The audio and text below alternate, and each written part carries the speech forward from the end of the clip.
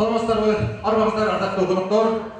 Бүгүнкү илимий практикалык конференциянын катышуучулары Дүйшөн Шаматовдун 50 жаш турагына арналган илимий практикалык конференцияга кош келиңиздер.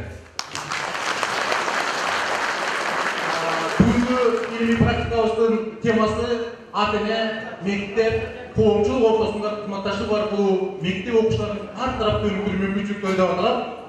Анан урматтуу коноктор, урматтуу өзгөчө биздин 30 адыр өрөөнүнүн 30 адыр аймагынын жашоочулары, урматтуу ата-энелер, мугалимдер, окуучулар, Дүйшөн Шаматов досубуз, биздин кесиптешибиз ушул 50 жылдык мааракеси тосууда да өзгөчө бир жол тандап алды.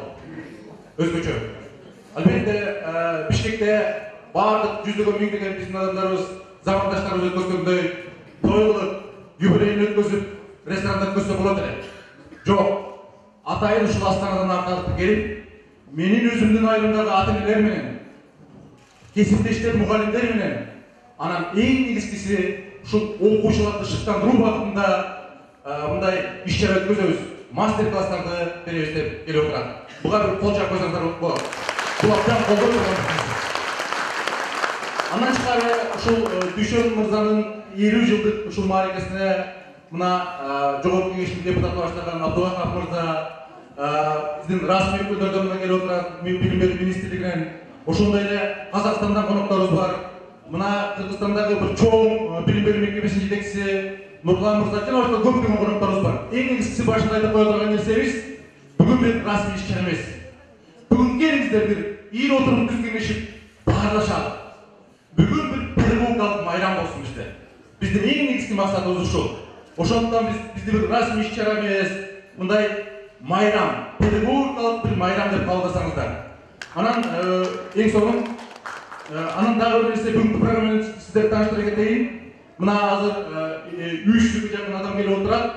Азыр мына сиздер саат 1-ге чейин пленардык жыйын болот. Ошол пленардык жыйын учурунда астыда бизде 3 класста 100ге жакын мектеп окуучулары атайын 1 класс англис тилинде, 2 класс мастер-класста. Мастер-класстардагы ошол англис тилин бүгүн кантип үйрөнүү болот. Анан экинчи мастер-классыбыз жалпы республикалык тестилөөгө тапшыруу боюнча кандай бир окуучуларга жардам бере алабыз. Анан үчүнчү бир маанилүү мастер-классыбыз чет өлкөдө кантип чет өлкөгө тапшырса болот деген багытта жүрүп атат. Андан кийин ушул 1-ге чейин анан ушул биз түштөн кийинки биздин иш-чарабыз пленардык жыйындан кийинки урматтуу ата-энелер түшкү тырыгуудан кийин саат 12ден кийин саат 1де кетип калбаса. Эң кызыктуу иш-чарабыз түштөн кийин башталат. Ата-энелер сиздерге мындай сиздер менен баарлашуу үчүн, биздин педагогикалык сабатыбызды арттыруу үчүн бизден Бишкектен, Кыргызстандын ар кандай аймактарынан мыкты адистер келди. Мен абердин атын атап отурбайын азыр, убакыт алып. Ошондуктан келиңиздер, бүгүн биз бүгүнкү күндө педагогикалык майрам алып, балдарыбызды тарбиялоо багытында, балдарыбызды өстүрүү багытында, өнүктүрүү багытында кичинекей бир азык алып, ушул багытта баштайлы. Ушул Дүйшөн мырзанын бүгүнкү күндө ушул 30 адырга келип, ушул сиздердин алдыңыздарда, сиздер менен чогуу бирге болоюн деген максат ушул. 30 адырдан жаңыңыздар Дүйшөн чыкпасын. 30 адырдагы бүгүнкү 21-жылдын балдары Дүйшөн Шаматовдон ийгиликтүү болсун. Бүгүн ата-эне баласын таштап коюп миграцияга кетпесин. Же болбосо бүгүн ата-эненин баласы менен өткөзгөн убакыттан анын сапаты маанилүү болсун деген идея менен келип отурат урматтуу ата-энелер. Ошондуктан Дүйшөн мырзага дагы жолу кол чаап койгонго эми мүмкүн болсо ачылышты уруксат берсе, мүмкүнчүлүк берсек, азыр ушул Дүйшөн мырзаны куттуктоо үчүн мына жогорку кеңештин, Кыргыз Республикасынын жогорку кеңештин депутаты Абдулахов Нурбаев мырза келип отурат. Абдулахов мырза, ошол Нурбаев мырза ушул Дүйшөн мырза менен бир жылдарда окуган менен катар эле өзүңүздөр билгендей мына бүгүнкү күндө жогорку кеңеште ушул айылдык элдердин, анын ичинде айылдык мугалимдердин маянасын көтөрүү боюнча, социалдык коргоо боюнча абдан көп маселелерди, талуу маселелерди коюп атат. Ошондон Абдулахов мырза атайын Дүйшөн мырзанын бүгүнкү күндө куттуктап берип атат. Абдулахов мырза сөз. Саламатсыздарбы, урматтуу агайлар, эжекелер, ата-энелер, бүгүн келген коноктор, мен ушу Дүйшөндө Жогорку Кеңештин депутат катарында эмес, жогорку дос катарында келип отурам. Дос менен ар дайым сыймыктанабыз. Мен жаңы депутат болгондо 2016-жылы ошо Кыргызстанда билим берүү тармагына кирген 5-6 адам менен чогуу отуруп калдык да, анан анда Эльвира Сариева министр болчу. Сөз болуп кетти, анан мага сунуш кылышты, ошол досума менен сүйлөшүп, зам министр кылайлы, Кыргызстанда иштеп берсин. Анан мен сүйлөштүм ошону. Ошондо айтты. Мен жаңы жаңы контракт түздүм, анан менин даражамды көтөрүп беришти. Мен бирок Кыргызстанга сөз кызмат кылам, азыр бул жерде иштеп турайын. Анан ошондо анан кайра сүйлөштүк. Мен ошондо 3 жыл өтүп атат, бирок чындап эле зам министр болбосо дагы, бирок жүрөгү Кыргызстанда экен, Кыргызстан кызмат кылып аткан билим берүү тармагына өзүнүн өмүрүн берип атканын көрүп атабыз. Ошон үчүн мен дагы бир жолу жалпы баарыбыздын атынан чоң рахмат айткым келип кетет. Анан экинчи нерсе, акыркы убакта биз эл менен көп жолукканда элдин баары тойго каршы боло баштады. Байлар деле жөнөкөйдү баары тоюп тур. Анан айттым, мыйзам дайындап бербейсиңерби, той токтотпойлу, той койгоз деди. Анткени 6 саат убактын күнүгө бир нерсе менен өтөт дейт. Же бир жаңы нерсе албайсың, же бир өзүңө пайдалуу нерсе албайсың. Сценарий 90% окшош, ошол эле бий, ошол эле сөз, ошол эле нерсе болуп калды. Качан ушуну токтотобуз деп. Мен ойлойм, мына биринчи жөрөгө ушул болуп атат. Анткени бул 50 жылдык юбилейдин балдарга арнаганы, ата-энелерге, ушуларга мугалимдер пайда нерсе алып калган деген бул чынында адамдарга патриоттук сезим бар да. Анткени Алла Таала ар бир баланы таланттуу жаратат экен. Ар бир бала. Бирок биз ошол үйдөгү тарбиянын кур эместигинен, билим берүү системасынын кур эместигинен ошол талантты чыгара алат экен. За бул Дүйшөн досубуздун талантты педагогика тармакта экен, өзүн өзү ача алды. Анан була мен ойлойм машиналарды урап чоң болсо керек. Анткени ошондой сүйүп, ишенип тарбиялаган балада чыгат экен. Эки нерсе менен сүйүп, ишеним менен тарбиялап туруп, мен ойлойм мына бул ушул 30 асырдагы эле жалпы Кыргызстандагы айылда өскөн балдарыбыз чоң өрнөк болуш керек. Мына атасы өстү, апасы өзү тарбиялады, бирок ошол нерсеге өзүнүн ишенетери менен жетти. Демек, ар бир адам ушундай кыла алат деген нерсе болуш керек да. Анан мен ушуну каалап кетет элем. Анан мен ушу чоң ыраазычылык айткым келип келет. Анткени бул жерде мына мен сыйлаган эки Кыргызстандагы билим берүү тармагында ошо Кыргызстандагы анча филиалдардан калбаган тажрыйбаларды колдонуп өсүрүп аткан эки агайыбыз келип отурат. Бул Гапыр Мадаминов менен Оразалы Сайтыканов агайлар, силерге чоң рахмат. Силер Кыргызстан боюнча билет, ушу досубузду сыйлап келгениңиз үчүн чоң рахмат. Бизде мына мен да ушу депутат болгондо эң биринчи мыйзам ошо билим берүү тармагы боюнча баягы жеке менчик мектептерди салыктан бошотпойлу, мектептер көбөйүп, мамлекеттик мектептерде нагрузка азайсын деген. Азыр да ага чейин да 5-6 мыйзам кабыл алдык. Мына быйыл дагы ошо жогорку кеңеште бюджет кабыл алып атканда биз өкмөттү менен сунуш менен милдеттендирдик. Быйыл 2019-жылдан мугалимдердин айлыгын көтөрөсүңөр деп. Анткени бул экинчи дагы сунушубуз бар. Буюрса биз дагы бир ошол өнөктөш мектеп деген бир долбоорубуз менен иштеп атабыз, эксперттик топ иштеп атат. Ар бир райондогу, шаардагы эң артта калган мектептерди конкурс менен мамлекеттик эмес уюмдарга берет дагы. Алар мамлекет өзүнүн акчасын бере берет. Ал алган уюмдар өздөрү кошумча кылып туруп, ал башка курсту өздөрүнө алат да ошол мектептерди оңдойт турган. Башында 3 жылга берет да, эгер жыйынтык кылса дагы 5 жыл 10 жылга берет турган ушундай кылып атабыз. Анткени мамлекетти көрүп атабыз. Азыркы убакта мугалимдердин айлыгын 50.000-60.000 кыламбайт экен. Азыр кылса 20-15 жылга, бирок эгер ошондой болбой сайын бизде жаш балдарыбыз педагогикалык кесипке барбай койду. Илгери биз окуп жүргөн эң кыйын окугандар педагог болуш болчу. Азыр мындай караганда жаш балдар барбай калган тартыш үчүн. Анткени өнүккөн мамлекеттердин тартын карап көрсөк, мен мына 3 жылда бир 30 өлкөгө барып келдим. Бардык мамлекеттер билим берүү тармагын оңдогондогон өнүк алган. Башка жол жок. Бир гана ушул жол бар. Эгер биз күчтүү балдарга мектептен жаш тарбия бере алсак, ошолордун жүрөгүнө мамлекеттик сүйүү сезим бере алсак, ошондо гана мамлекет оңолот. Мен ойлойм, азыр мамлекет кылбайт, бирок ошол нерсени ушул Дүйшөн агайга кошулган, Асылбек агайга кошулган, Кеңеш агайга кошулган, Гапыр агай, Оразалы агайлар кылып атат. Бул жакшы нерсе. Анткени эл ичинен чыга берет экен да, бул жакшы нерсе. Элди мамлекеттин ошол агайлар кармап турат. Ошон үчүн мен дагы бир жолу кичине көбүрөөк сүйлөп коюм болсо, кечиресиздер. Дагы бир жолу ушул Дүйшөн досубузга ийгилик каалайм. Мен ойлойм, дагы баардык нерсе алдыда Дүйшөндүн кыла турган кызматтары бар алдыда. Буюрса Кыргызстан үчүн, кыргыз эли үчүн толтура өзүнүн пикирлештери менен, саналаштар менен жакшы ойлору бар, максаттары бар. Ошо биздер жардам беребиз, баардыгыбыз силер да жардам бергиле, баарыбыз чоң аракет кылсак, мен ойлойм көпкө ийгиликтер жетишет. Анан биз ушул биз деле китеп алып келдик эле, ушу мектепке тапшырып коелу. Өзү илимий практикалык конференция кандай баягы тоон чепкен жок кылып, кайра ушу китеп алып турган бул Дүйшөн агай окуткан мектепке ушул китептерди тапшырып койсо, уруксат берсеңиз. Бүгүн чепке жакма жок. Бүгүн китеп Свет майрамы, билим майрамы. Одан соң çok рахмат. Жеке келіп қойсаңыз, бақ төле жағайықта. Хорошо. Тапшырып қойыңыз, келіңіз. Бұның мектептің өкілі бар ғой? Келіңіз, аға келіп қойыңыз. Мына атайын жоғарғы кеңестің депутаты Абдуахат Нұрбаев мырзадан мектепке береді. Атан соң. Мықты. Çok рахмат. Biz şu bir aydan beri atayın şunu uyuşturup toyuşturattık. Çok rahmat. Anam göçün gelip kalsak ecekeler, vakti bilecekler, sakada ecekeler, rayonluk bilim bölümleri adam dıştan oturdu. Şu bizden remont bolduğun eski mektebimizge kantip deputat gelse, ministerlikten ökülü gelse de bunday aytaptırda biz ayttık, yok. Bu realdi Kırgızstandın 80% mektebi ушундай. Bizge бүгүнкү күндө жанагындай bir баягы көрсөтмөлүүлүк эмес, bizge mazmun керек деп атабыз да. Ошондон бүгүн ошол биздин мазмундуу биздин конференциябызга, илимий практикалык конференциябызга ошол аткаруу билиминин өкүлдөрү отурат. Мына билим берүү жана илим министринин орун басары Кудайберди Кожобеков мырзадан келип өзүнүн сөзүн айтайын деп атат. Өзүңүздөр байкап атасыздар, бүгүнкү күндө мына кызматташуу аябай күч. Мына кайсы айылда ушул билим берүүнүн тең төрөлүнү келип өчүрөт. Ошондуктан мына бул жерде өтө бир маанилүү иш-чара. Келиңиз. Саламатсыздар, урматтуу бүгүнкү иш-чаранын катышуучулары, урматтуу Гүлай Магомедовна, Абдухапон Расулович, биринчиден мүмкүнчүлүктөн пайдаланып бардыңыздар, ошол кирип келген жаңылыгыңыздар менен куттуктайм. Билим берүү жана илим министрлигинин атынан көбүнчө мугалимдер отурасыздар. Министрибиз Гүлмира Каримованын атынан. Эми бул жаңы жылды мен ойлоп аткам, сиздер 30 айылы абдан жакшы иш-чара менен, жакшы ишам менен баштап атасыздар. Бул ошол биздин бардыгыбыз сыйлаган, урматтаган бүгүнкү Назарбаев университетинин профессору Шаматов Дүйшөн агайдын иш-чарасы болуп атат.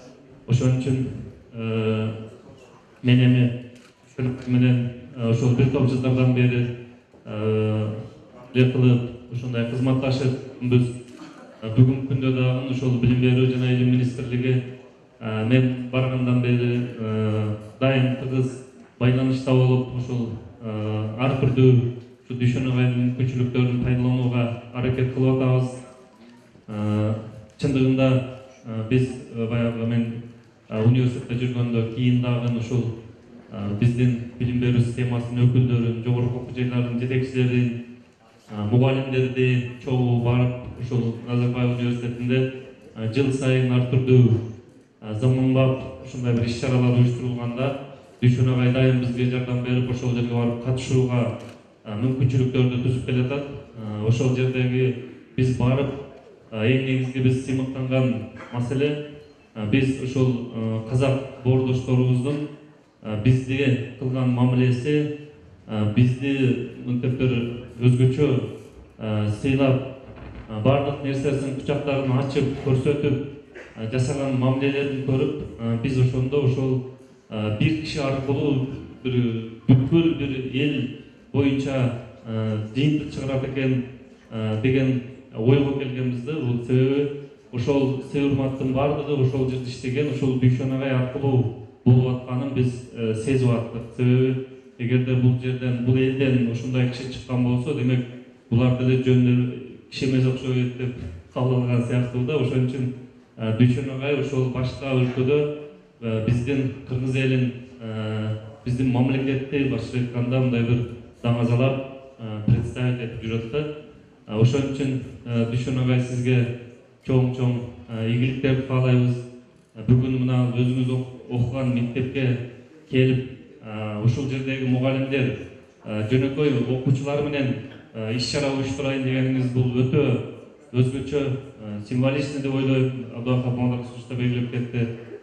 Себеби биз ошол жанагы негизги иш жүрүп аткан жерге келип, ушул маселелерди карап талкууласак, абдан жакшы болгон турат.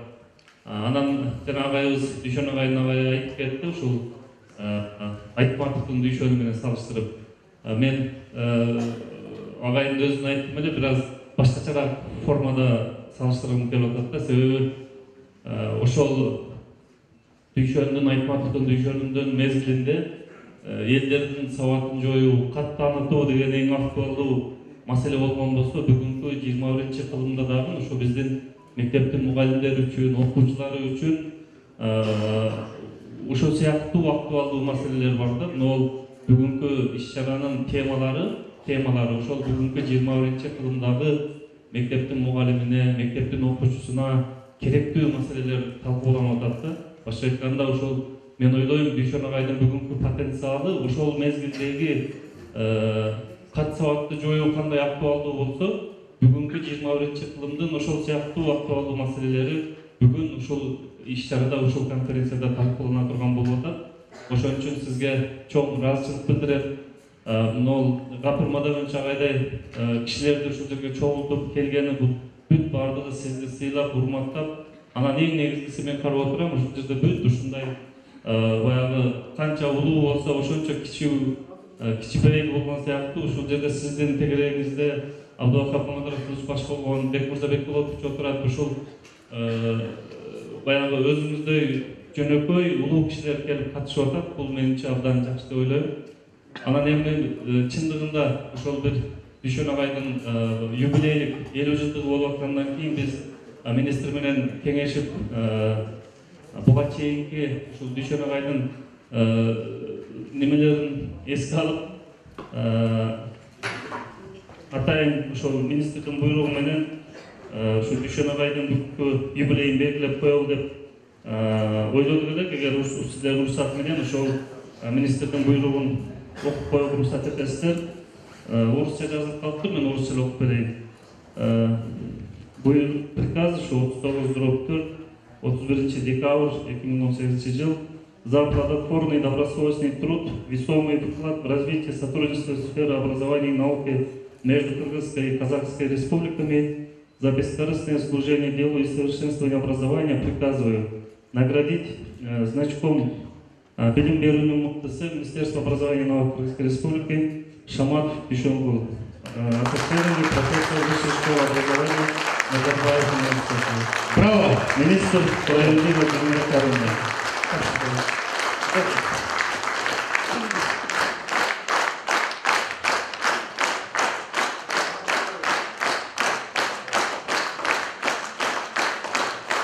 Дүргүргөн болчалар. Ишимизде куттайбыз. Келечектен билим берүүнүн мыктысы болдуңар бүгүн. Графиктен артта калып атабыз. Урматтуу ачылыш сүйлөөчүлөр, мүмкүн болсо ушул 3 мүнөттөн ашпасак, аны эмесе кийинки сөз Кара Суу районунун билим берүү бөлүмүнүн башчысы Гүлайым Машапова эжеге беребиз. Мына бүгүн Алла Таала насип кылып буйруган экен, сиздер менен эң бир зор тарыхый мааниге ээ болгон унутулгус күнгө ортоктош болуп отурабыз. Кыргыздын бир жакшы макалы бар. Ар бир элди, ар бир жерди ошол жерден чыккан чыгаан атуу таанытат деп. Мына бүгүн биздин жалпы эле ушул мына Казакстанда башка чет мамлекеттерге биринчи Кыргызстанды, анын ичинен Ош областын, анын ичинен Кара Суу районун, анын ичинен 30 Адыр айылын мына бизге биздин Алла Таала табиятынан мындай бир билим берген, чыгармачыл, улуу биз сыймыктанган, биз туу туткан ушул Дүйшөн Алиевичтин 50 жылдык юбилейинде отурабыз. Мен эмне дегим келет эми? Чындыгында бүгүнкү илимий практикалык конференциянын темасы ата-эне, мектеп, коомчулук деп аябай бүгүнкү күн бизден талап кылып жаткан ушул мектеп, ата-эне, коомчулук деген социалдык өнөктөштүк менен бир иштеген мезгилде өтүп жатканы айрыкча бүгүн ата-энелер сиздерге, менин кесиптештериме зор бир таасир калтырат.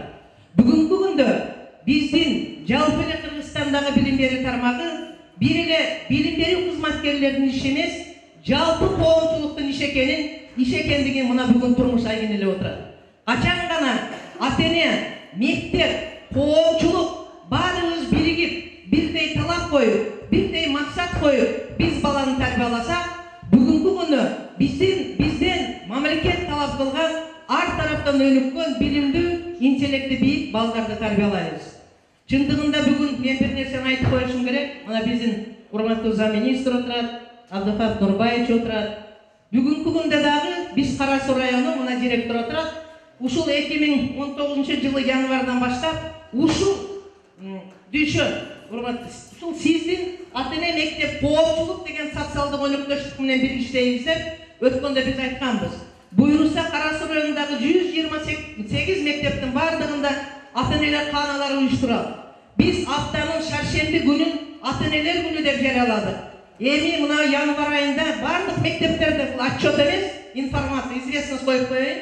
Январ айында бардык мектептерде ата-энелер чогулушу өткөрүлүп, ар бир айыл өкмөттө биз дагы ата-энелер конференцияларын өткөрөбүз. Делегат келет дагы ушул как раз ата-эне мектеп коомчулук деген темада өткөрөбүз. Эми эмне дегим келет? Урматтуу Дүйшөн Алиевич, бүгүн ушул мен дагы бир сиздин өзүмдүн жеке пикирим бир нерсени белгилегим келип атат. Бул юбилейди өткөрүүнүн, мына азыр Абдыхат Нурбаевич айтты. Бир эле бизде эмес, Кыргызстанда жаңы бир ыкмасын ачыпсыз сиз. Себеби юбилейлер кандай тартипте өткөргөнүн жакшы билесиздер. Бүгүнкү күн менен мен сиздин дагы бир мекенчил экениңизди белгилегим келет. Бул 30 адыр айлы сиздин кичи мекениңиз. Бардык нерсе кичи мекенден башталат. Кичи мекенди сүйсө, анан кийин элди жерди, родинаны сүйөт. Бүгүнкү ушул 50 жылдык юбилейиңиз менен лично как биринчи ата-энелер отурат эжеңиз катары, Кара Суу райондук билим берүү бөлүмү башчысы катары жалпы ушул мугалимдердин атынан чын дилден куттуктайбыз. Бул 50 жаш деген акыл толгон, күчкө кирген, чыгармачылыкта кошула турган эң бир жакшы мезгил. Илайым биринчи Алла Таала сизге жен соолук берсин. Чыгармачылык ийгилик берсин. Биздин Кыргызстан сизден көп нерсени үмүттөнөбүз. Сизге Алла Таала ушундай бир табиятыңыздан берген экен. Өмүрүңүздүн аягына чейин өзүңүздүн билимиңиз менен, жөндөмүңүз менен, илимиңиз менен дагы Кыргызстанды дүйнөгө тааныткан эң бир чыгаан инсандардан болуңуз.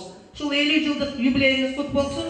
Лично бул менин атыман ат адамдын бул жерде чеккен жок, калпак жок, эч нерсе жок. Кыргыздар айтат, ат адамдын канаты. Ошол сыяктуу сиз, Дүйшөн Алиевич, билим берүү тармагында бардык тармакта аттан түшпөңүз. Ушул ат кандай жарыш болбосун, дайым ошол жарыштарда биринчилерден болуп көп ийгиликтерди алып келсин. Иши кылып дүйнөдөгү бардык жакшы нерселерди каалайбыз.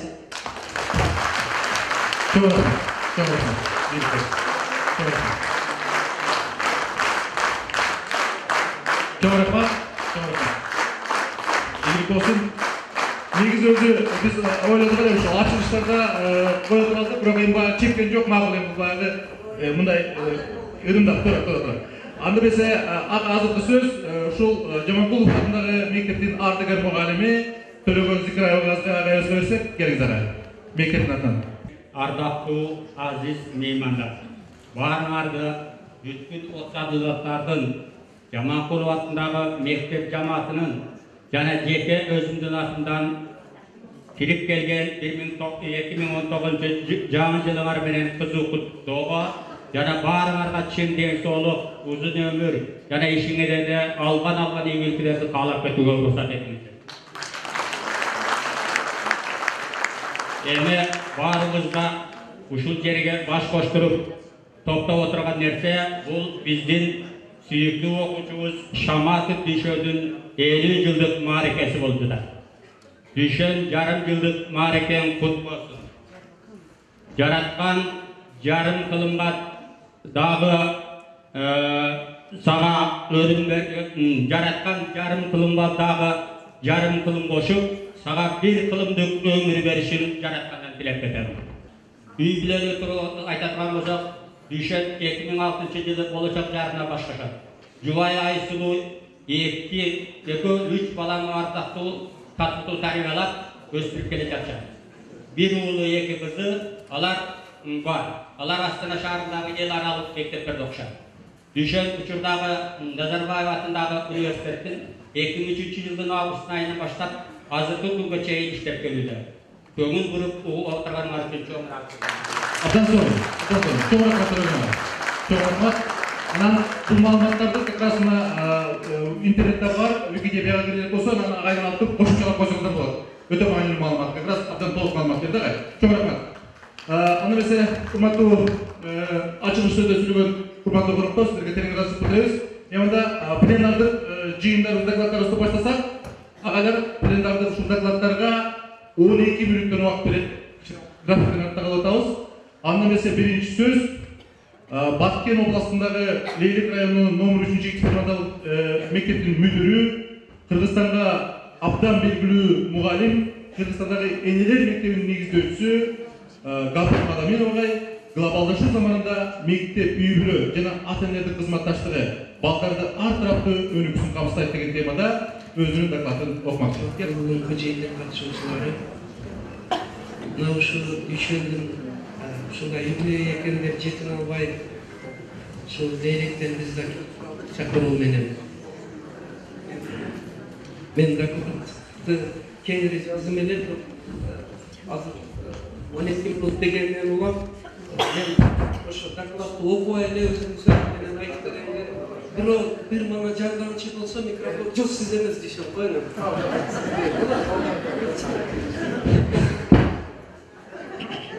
Мен солума байланыштуу олтуруп сүйлөйм, уруксат бериңиз. Чыкканыдан ташипши көп ким экен деп атсаңар керек. Ошо кичине калдык. Бирок өзүм декабрьга эч жака чыкпайт элем. Анан дүйшөн чакыргандан эми ушул балага барбасак кандай болот деп, Кудай сактап болду деп туруп анан жолго чыктым.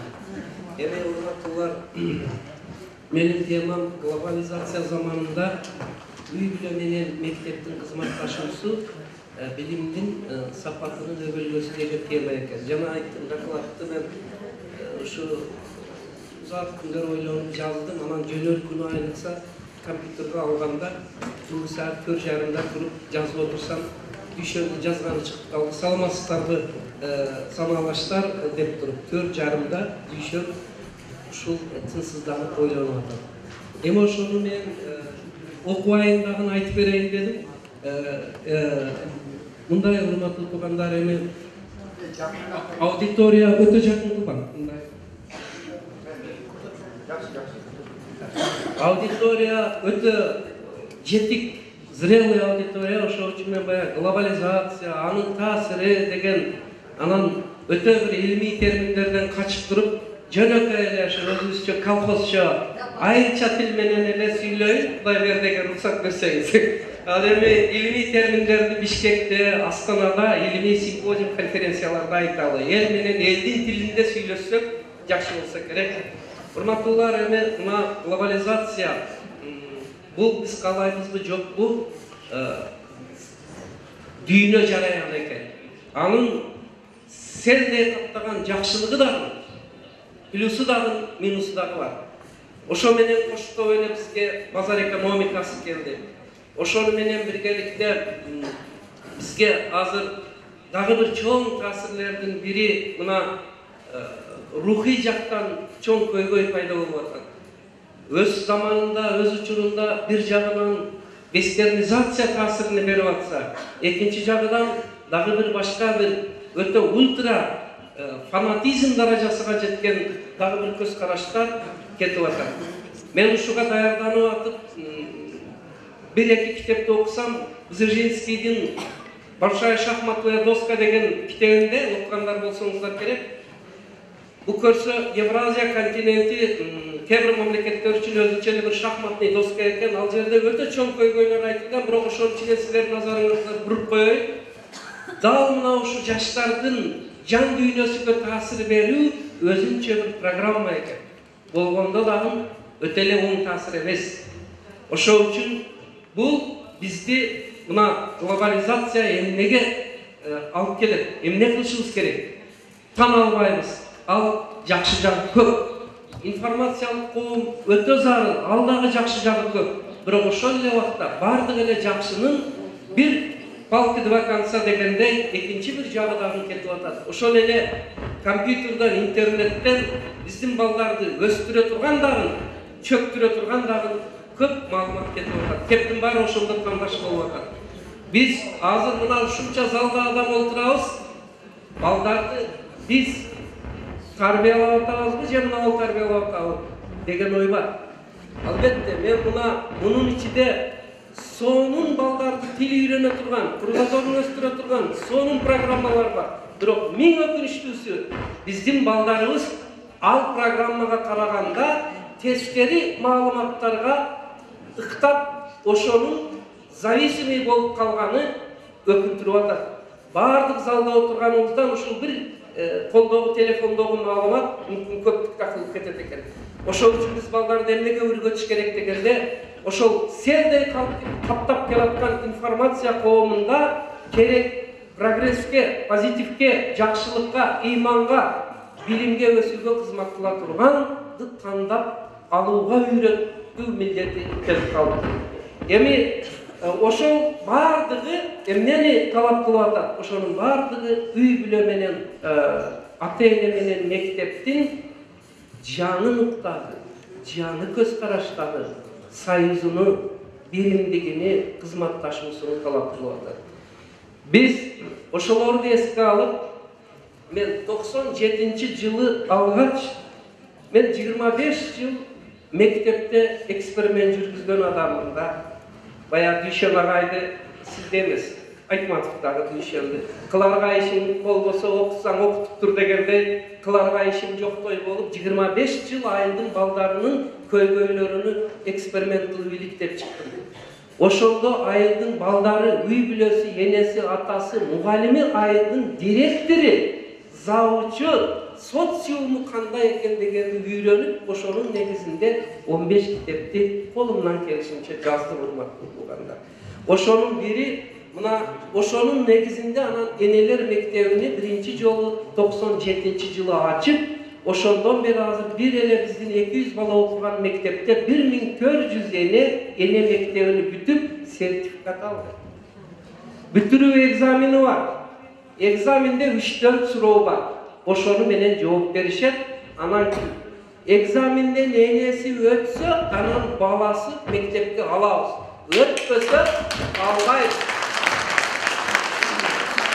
Муну Куштарбек барып көп келген, Кыялбек экөө. Мына ушуну мен баштаганымда бирөөлөр, жакшы экен десе, бирөөлөр чотуга прогай чарчапты. Эми энени да окутат экен, булар окуган да деп айтышты. Ошондо мен сиздерге айта турган сөз мындай болду, туугандар.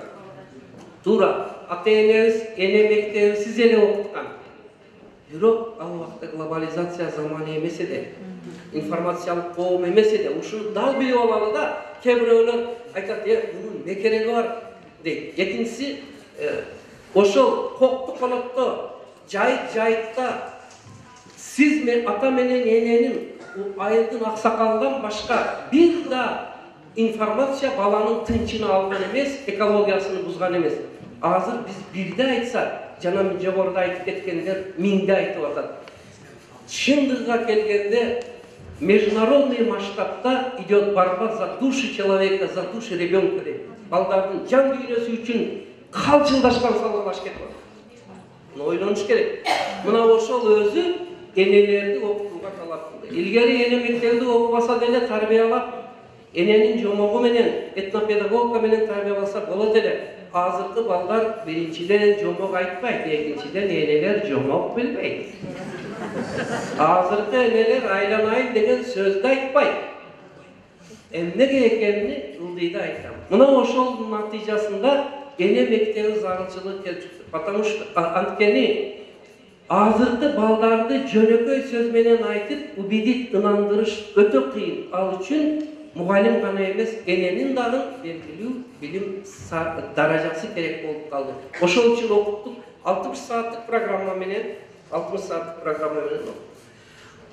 кийинки жылдары карасам, аны класс боюнча бөлүп окутууну баштадык. Детсаттан баштап 11 класска чейин ар бир класстын эне мектеби 9 айда 9 эле саат. 9 эле саат, бир айда бир жолудан келет да энелер. Анан кийин келип окуп кетишет. Муну класс жетекчилери өтөт. Анын программасын, окуу китебини жазып, эксперименттен даярдап, Бишкектен чыгарып койдум, урматтуу туугандар.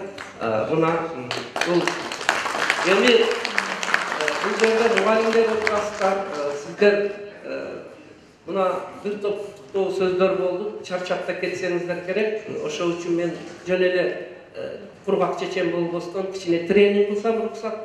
Бирок бул минуталык да. Урматтуулар, баланы тарбиялашка 5 чөйрө таасир берет экен. Анын ичинен 2-3 түздөн түз экен. Бирок ошонун ичинде окумуштуулардын аныктамасы боюнча үй бүлө эң жогору турчу эле. Бирок азыр телефон баарынан биринчиликти алып алды. Мектепте калды, үй бүлөдө калды. Бул чоң көйгөй. Эми баланы тарбиялап билим бериш үчүн мен айткам, сураны жасап коюңуздар. Сол колуңуздарды көтөрүп коюңуздар. Кичине гимнастикада болот өзү. Мындай көтөрүп, кулачты жайып. Биз балдарды эгер шумкар десек, шумкарлар учуш үчүн 2 канатыны кагып, жазып туруш керек да. Мына азыр 1 канаты бул мектеп, мугалим, күйүп пишип жүрөт, бечаралар чыйпылдап. Эми 1 канаты, экинчи 1 канаты, экинчи колду көтөрүңүздөр, оң колду. О, залды мына таптыда красота чыгат. О, мынандай болуп 2 канат тең болгондо энди шумкар башты кичине алдына чыгарыңыздар. Шумкардын башында алдыда турат да кочкор тумшук болуп. Ана энди 2 канат кагыңыздар эле.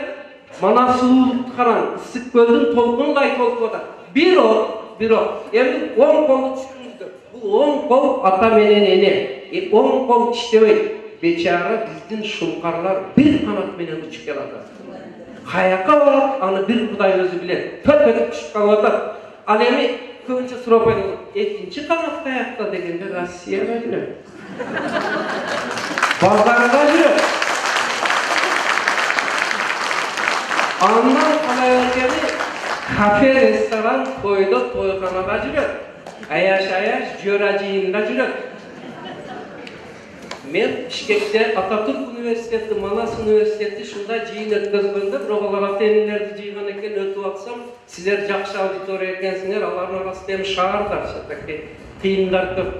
Мен шуну көрсөтүп туруп, анан мен айттым, эми келиңиздер, энелер, балдарыңыздарга убакытты бөлүп, шундай эме кылайсыз. Гапрагай, а нам некогда дейт. Мы работаем.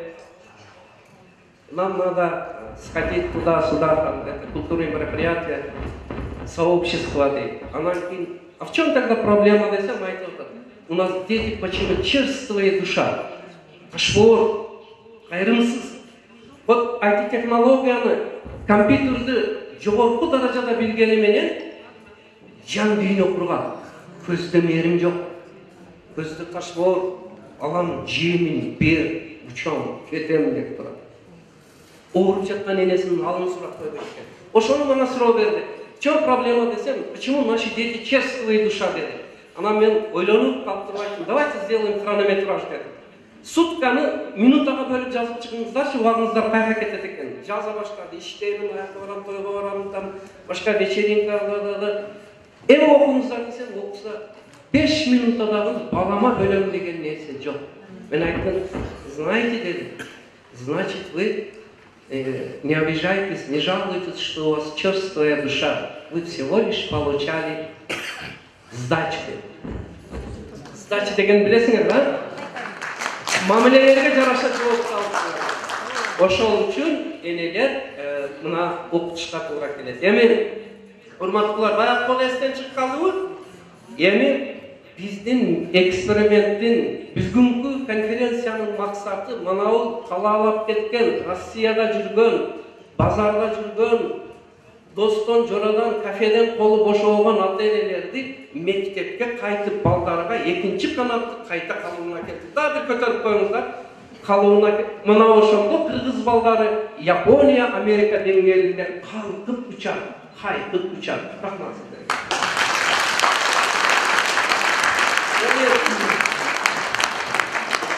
Мана суроо беришип атат, Гапрагай, бул а почему только энелердин мектеби деп атат? Ойлонуп калып мен турсам, Кудайга шүгүр, Кудай өзү жардам берет. Кыйындар суроо бергенде. Анан кийин этнопедагогиканын түпкүрүдөн таптым дагы жооп бердим. Ай, мындай деген макал бар экен да. Энеси жакшынын баары баласы жакшы. Атасы жакшынын бир эле баласы жакшы. Десем, залдагылар бири-бириге карап аялдар көрдүңүзбү деп мындай. Endi dedim kapı olmanızlar ikinci bölümünü aytamın. Enesi cindinin bari cindi, atası cindinin biri özü cindi. Munusu da bana geliyor. Hey, doktorlar. Bro, annenin miras serialist da özünü çok etmeyecek eken ayalda ıkçam, tapan bolup cevaplar dağılaydı. Видите, Гапрагай, все-таки жақсы болса да, жаман болса да, атта зависит, так что бізге осторожный мамиле қылыңыздар дейді. Дағын әлі выигрышный состояние болып жатыр. Эми бұл тамаша аралар, сіздер кішіне ес алғылар деп, мен ушулар менен қошып айттым, урматтуулар. Ошо үчүн биз эне мектебин ачпасак, энелердин деңгээлин көтөрбөсөк болбой калды. Бирөө андан да зор сөздү айтты. Гапрагай, бирөө айтты, эмне үчүн аталардын мектеби эмес деп. Көп екен да, Назарбай. Эмне үчүн аталары мектеби эмес дегенде мен ойлонуп турсам, өзү залдан бирөө Сайдылканов окшогон бирөө жооп берди. Адам экен. Гапрагай, нечего время терять. Аталарды окуп байлап коюң дейт. Не дейт экен десем, энесин окутуп койсоңуз, баласын атасын окуп калат.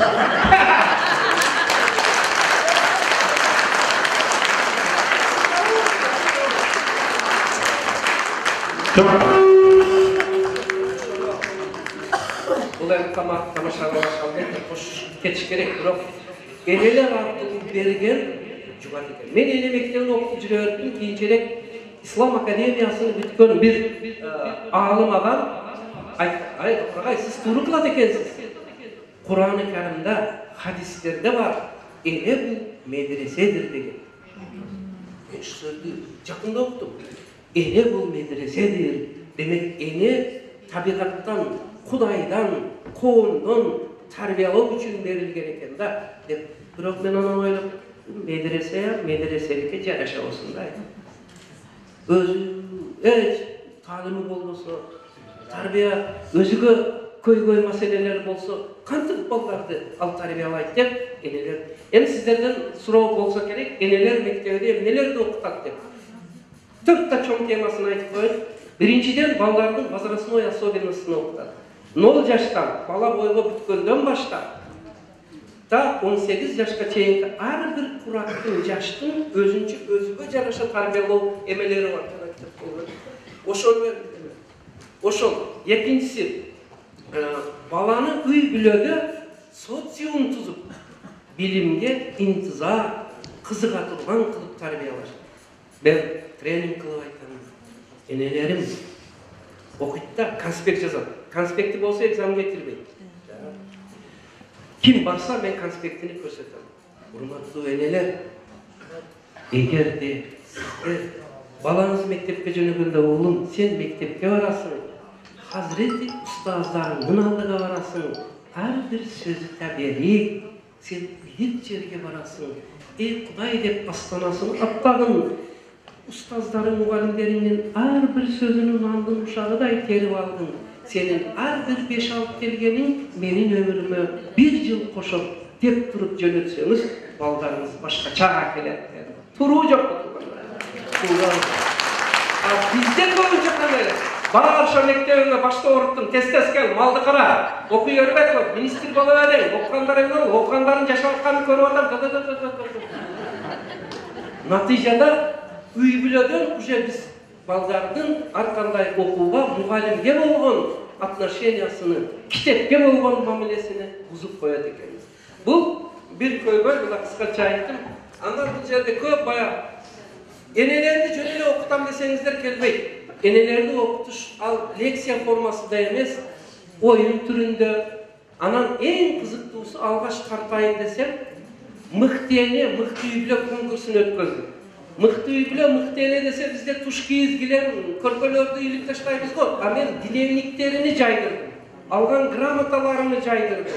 Анан қайсы ененің болельщиктері көп келсе, шол енеге бал қошылады дедім еде, жора, достар, классташтар, қоңшылар, аяштар, тамам мектеп адамға 700 адам болып кетті, 300 оқушы оқиды. Потому что жеңіп шығыш керек та. Мына ошонда мықты ене, анан мықты үйле. Мықты үйле менен мықты енені анықтағанда ең чоң критерийдің бири, мына кітептің içinde бардығын жазған, жобасы бар, программасы бар, мазмұны бар. en çoğun jogo eme kriteri üy bülönüp kitaptana bardı. Gapıragay, sözünüz ordumuzda hazır master klasslarda gapıragay 1,5 saat var. Hazır Gapıragay özünün plenarный жиында giriş kılıp koydu. Eğimi kulay dursa daha keyinirek. Bu жерде bir elektriğini ayıp hazır. Bir yakta da 4 kitebi turadi. Ошондуктан Gapıragay'da az vakit söz kaldı tirekке karşı.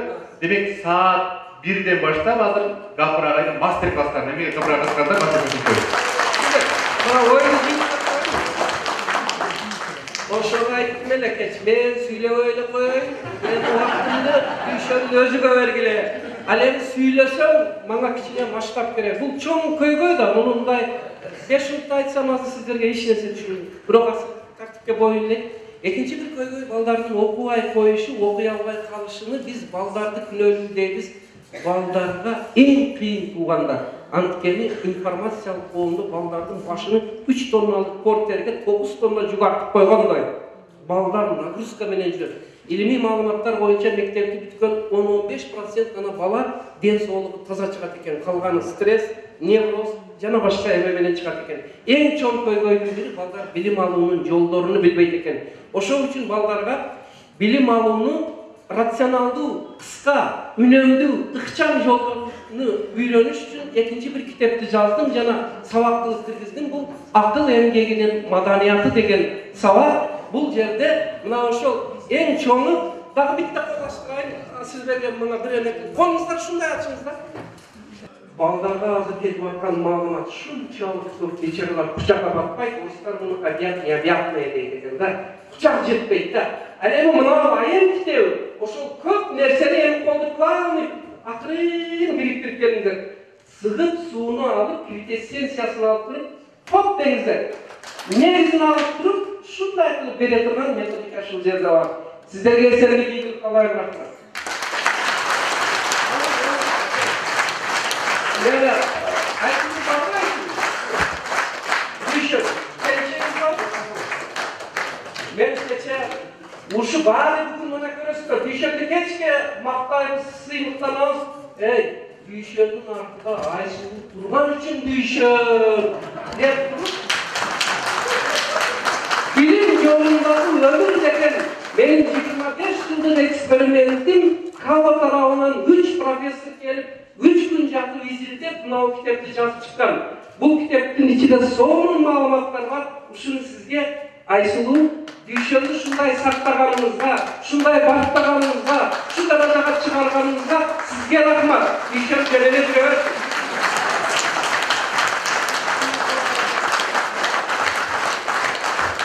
Çok rahmat. Gapıragay bugün mına hazır giriş kıldı. Çok rahmat Gapıragay. Anan mına Gapıragay Batken oblasında mına Eleri mektebinin abdan bir çoğun kıyınçılık menен 20 жылдын içinde Respublikaga jayылып kaldı. Bunu hazır күндө өлкөнүн баардык тармактарында жайылтууга аракет кылып атат. Бул абдан зарыл нерсе. Агай мына Шуңкардын канатында көрсөттү. Бул жөн эле сөз эмес. Бул абдан бир маанилүү, ар бир асыл маанилүү турган нерсе. Анан бизге ушул Баткенден Гапырагай келсе, бизге Ош областынан дагы бир Оразали Сейдирхан агайыбыз. Ушул Каракулжа районунда автордук мектептин негиздөөчүсү агай. Агай ушул Каракулжада агай мектебинде республикага белгилүү. Ушул тоолуу мектептин шартында ата-энелер менен кантип кызматташып атат. Ошол жөнүндө Оразали Сейдирхан агайыбызга сөз берет. Келиңиздер. Üçün mına ушундай өзгөчө стандарттык эмес 50 жылдык кураган тарап өткөрүп аткан салтанатка катышканым үчүн мен бактылуумун деп эсептейм. Ошо уюштуруу тобуна сизге чоң рахмат. Менин бул автордук мектеп негизинен 3 багыттагы мектеп деп аталат. Bir mektebin 3 adı var da. Birincisi bu ulutluk, ikincisi gumandu, üçüncüsü demokrasiya. Bu ulutluk degen özünüzlerge belgili SSR malında mektebin bardığında ulutluk жүрдü. Ben acaba ulutluk kada saptardı, ürp adattardı, urukluy, madani dövletlerdeki bağımlılıklardan mektebimiz çette kalgan. Buna oşol öksüktü kayra mektepke alıp geldi. Başkaça aytkanda oşol okuçulardı akılmandıkka, adeptүүлükкө, адамгерчиликке, эмгекчиликке niyetinden bütün terbiye alın. Bazısına şu uluslararası devletler arkalı yayıldı bu. İkincisi bu kumando degenimiz bala bu açılmayan sırtsandı. Bala bu demek balanın şovu da, yoğuşu da, muğunu da, yani ağaylar aytkanday tınç oturganı da bular varlısı bir daha bana gözlemsizdirildi. Bizim aktörlük mektebinin başkı oyun ideyası. Demek oşol jöndömsüz bala körölbek degen. Hem jöndöm kaçan açılar. Balaga suyu yetişkende, balaga düşünü yetişkende, balağındaga işenim yaralgandı. Buna oşol al kim turamam bunu? Al oşol buna az dedi kapıraga aytkanday atene, mugalim, jana jalpı koopçuluklar alın. Oşo balanın ulu, unikaldı insan ekenini biz düşüngönümüzde çıkarttı. Bu bala oşonda açılır. Demek çındığında jakşı mugalim bu balanın oyunda, dilinde, fikirinde, sırrında bilgen mugalim bu jakşı mugalim. Al demek çındığı mugalim degen. Buna oşonluktan bizim mektepte en negilgisi oşol kanday bala olsun. Oşolordun dilin, janadı bütkül mümkünçülüğün kızıl olsun, unutul olsun, direkt görsün, biliyorunu, yüreğinden başlayalım. Demek, eğer de biz oşol balanın, oşol sırlarını biliyor alsak, demek balanın önügüsü bizim kolumuzda. Eğer de alardı biz balanı bilmesek, anda bütkül bizim hareketlerimiz tekke gelir. Oşon için biz birinci algaçtı işimizde oşol balanın dilin bilüğünden başlayalım.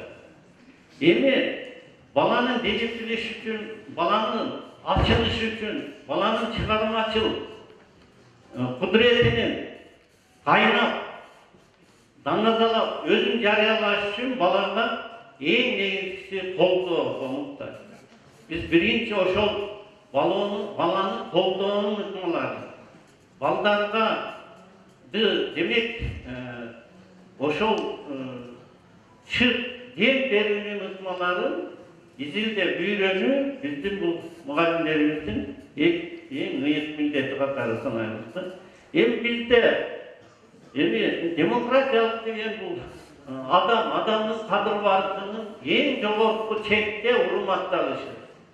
Oşol adamın fikrinin, oyunun, dilinin urmatlalışı bu demokrasiyanın negizgi manyzındadır. Biz oşol üçün mektepte başkarudan tarttık, Oşo mekteplerde bütkül okutu tarbiya işin жүрgүzүүгө балдардын ата-эненин, mugalimdin fikirin uga bilgenде, başkaça aytkanda жанагы гапыр эки канат айтпадык. Üçüncüsü en çok kanat oşo eğer ата-энелер кеңеши болсо, окуучулар кеңеши болсо, mugalimдер кеңеши биргелешип bir nokta bir bağıtta iş yürütse, oşonda iyilikler olur.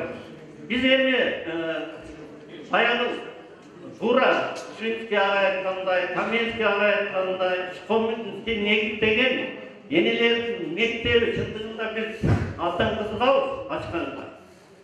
Drop biz, en negitkisi bizdeki başkaçarak. Birinci jana balаны үйрөнүү зарыл, экинчи ата-энени үйрөнүү зарыл да. Biz adat aytып koyuyoruz da, bu таланттуу деп. Жоқ. Бүгін илим тастыктады. Бала, бардык бала потенциалдуу төрөлөт. Ар бир балада потенциал бар. Баланын потенциалын açılбашына эң биринчи кезекте ата-эне жоопту. Демек, ата-эненин бала менен өткөзгөн убактысынын көлөмүнүн сапаты маанилүү экен. Көрдүңүздөрбү? Анан экинчи бир мектептеги аябай маанилүү нерсени козгоду. Өзүңүздөр байкагансаңыздар, мугалимди жанагындай кийлигише бербей, шыктандыруу экен. Гумандуу педагогика жана мугалимди шыктандыруу. Ошондуктан бүгүн ата-эне катарында дагы бул нерсени кулакка салып алыңыздар. Анан Ороза агайга суроолор болсо дагы келип, ошол ата-энелер секциясы болуп мезгилде берсеңиздер болот. Анан бүгүнкү күндө ошол мугалимдерди даярдоодо, мектептер менен кызматташууда ушул республикада абдан көп мындай педагогдук окуу жайлар бар. Ошол педагогдук окуу жайлардын бири бул лидер окуу жай ОГП деп коебуз, билесиздер, Ошто мына бүгүнкү күндө өзгөчө ушул түштүк аймактарында, Баткен, Жалал Абад, Ошто чыгаан жаш мугалимдер ушул окуу жайда келип атат. Ошол окуу жайдын жетекчиси бүгүнкү күндөгү Бекмырза Зулуев агай педагогикалык иштер даярдоонун актуалдуу маселелери деген темада сиздерге айтып бермекчи. Келиңиз, Бекмырза агай. Саламатсыздарбы, урматтуу кесиптештер. 2019 жаңы жылыңыздар менен чын жүрөктөн куттуктайм. 2019 жыл мен ойлойм, педагогика багытында бир революция болот окшойт. Биздин эгемендүү жылдарында эки жолу революция болду. Ал революция жеке кызыкчылыктардын, бийликти жакшы көргөндөрдүн революциясы болду да. Биз бул жерден урматтуу педагогдор утулдук. А бизди 27 жылда мугалимдерди алкоого албастан, ал жактан бул жакка ыргытып, азыраак айтканда бир канат менен ошондо дагы колдон келишинче биз жаштарга билим берип атабыз. Ошондуктан мен абдан бир тарыхка таң калып атам. 20-жылында революция болуп, Чыңгыз Айтматовдун düşөнү 36 камга таныса дагы, ал ошо камганы үйрөтүп, мен жанымдан кетирбейт элем, бирок сен Борбордон билим алышың керек деп Алтынайды профессорлукка жеткизген болсо, мына 21-жылдын революциясында бир өзгөртүү киргизип аткан мен Düşөн Алиевичке мен чоң ыраазычылык билдиргим келет. Биз революция мезгилинде көп мугалимдер албетте кемчиликтер болот. Биз эгоист балдарды тарбиялап, белгилүү адам чыкса эле, ал балдарды биз көчөгө ийилип, көргөн жерден бизди окуткан балабыз деп эле мактап жүрө берет элек. Бирок ал келип бир жолу бизге алкоо айтпайт элек.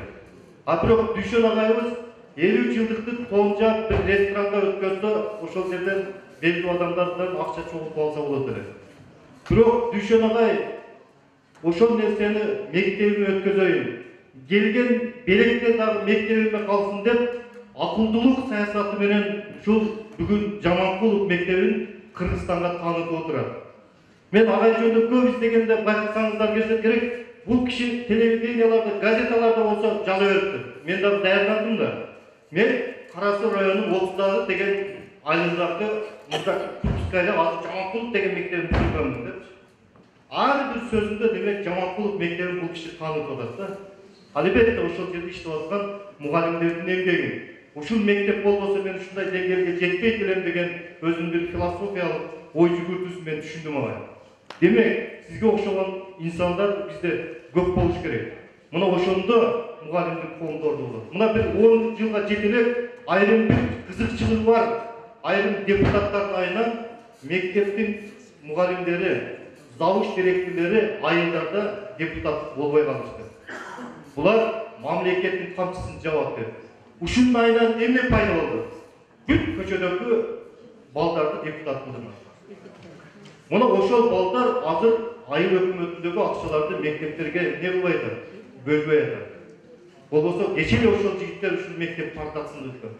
Мен ойлойт элем Абдуллах агайдан, мына ушул маселени дагы көтөрүп, мектептеги эң негизги билимдерин кайда болгон мугалимдер дагы ушундай депутаттарга барыш керек.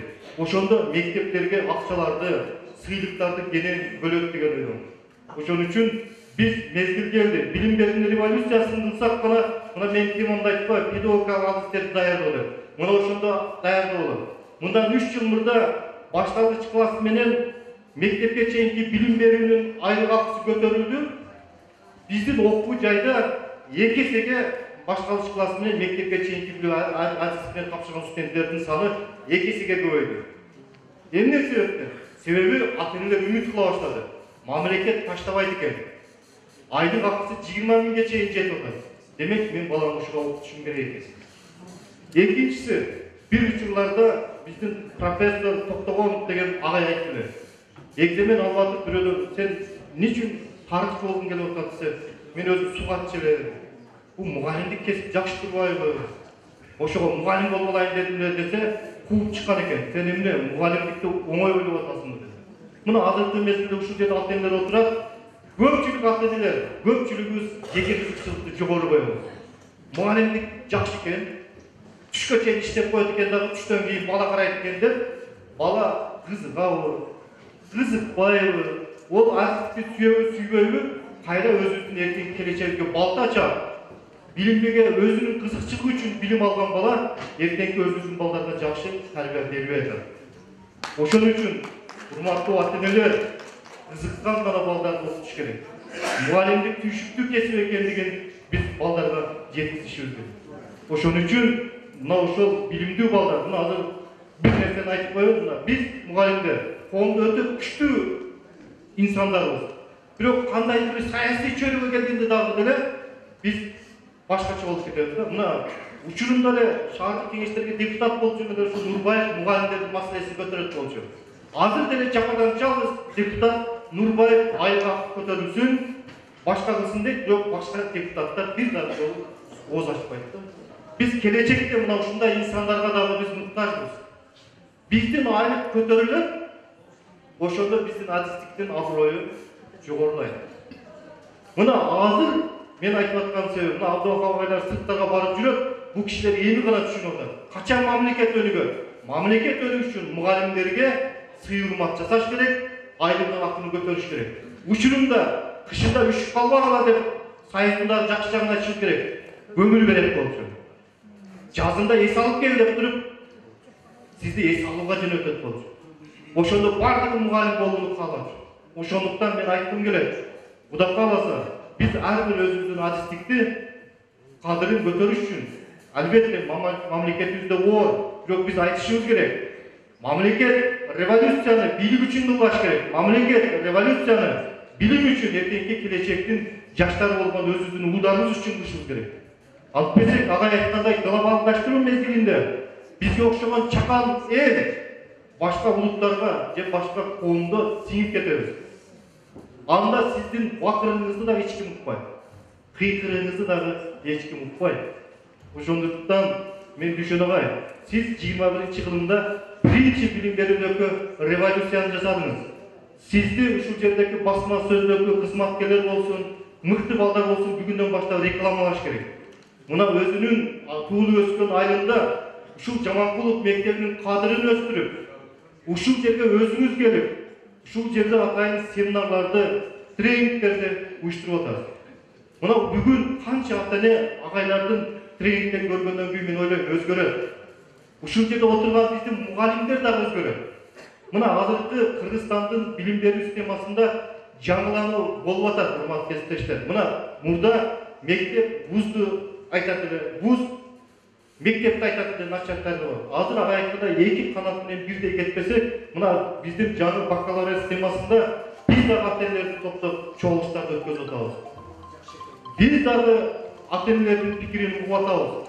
Мугалимдерди чакырып атабыз. Бул министерстводо болгон чоң нерсе. Быйылкы 2018-жылы мен Кудайбек Капарович айтып көргүм келет, министерство өтө жакшы иш кылды. Мектептерде көбү турбай калгандыктан мектеп сага 3 саат, сага 6 саат, сага 2 саат деп бир ставканы 4-5ке бөлүп койчу. Мына быйыл өтө чоң пайда болуп туруп, бир ставкадан асса гана иштеш керек деген үчүн мына көп мектептерде ушул системага өттү. Бир ставка саат 18 саат болбосо, каяктан билим болот? Ана 6 саат өтсө, 3 саат өтсө. Бул жагынан мен ойлойм, билим берүү министрлиги мына ошол 27 жылдан кийин гана акырын биздин жолду оңдой баштады. Мына ушул оңдоолор эртеңки биздин балдардын келечеги. Ушул оңдоолор эртең Кыргызстандын келечеги деп ойлойм. Мына убагында биздин окуу жай Кыргызстанда биринчи жолу 23-жылы ачылган. 25-жылы педтехникум болгон. Кыргыздын бүт аймактары Жома Бөкөнбаев, Темиркул Үмөтали, бүт Кыргыздын чыгандары биздин окуу жайда окуган. Эң кызык жери мына бизде Бурул Каримова деген доктор наук бар. 50-жылдары биз тапшырганда ОГП'ге келип курсагыбыз тойгон дейт. ОГП'ге келип курсагыбыз тойгон мамлекет нам берет эле. Биздин сүдүрөп келсе, согушка айдап аткандай качып келет эле. Мен ойлойм, азыр андай мезгил жок. Азыр баардык жаштар үчүн билим ала турган учур.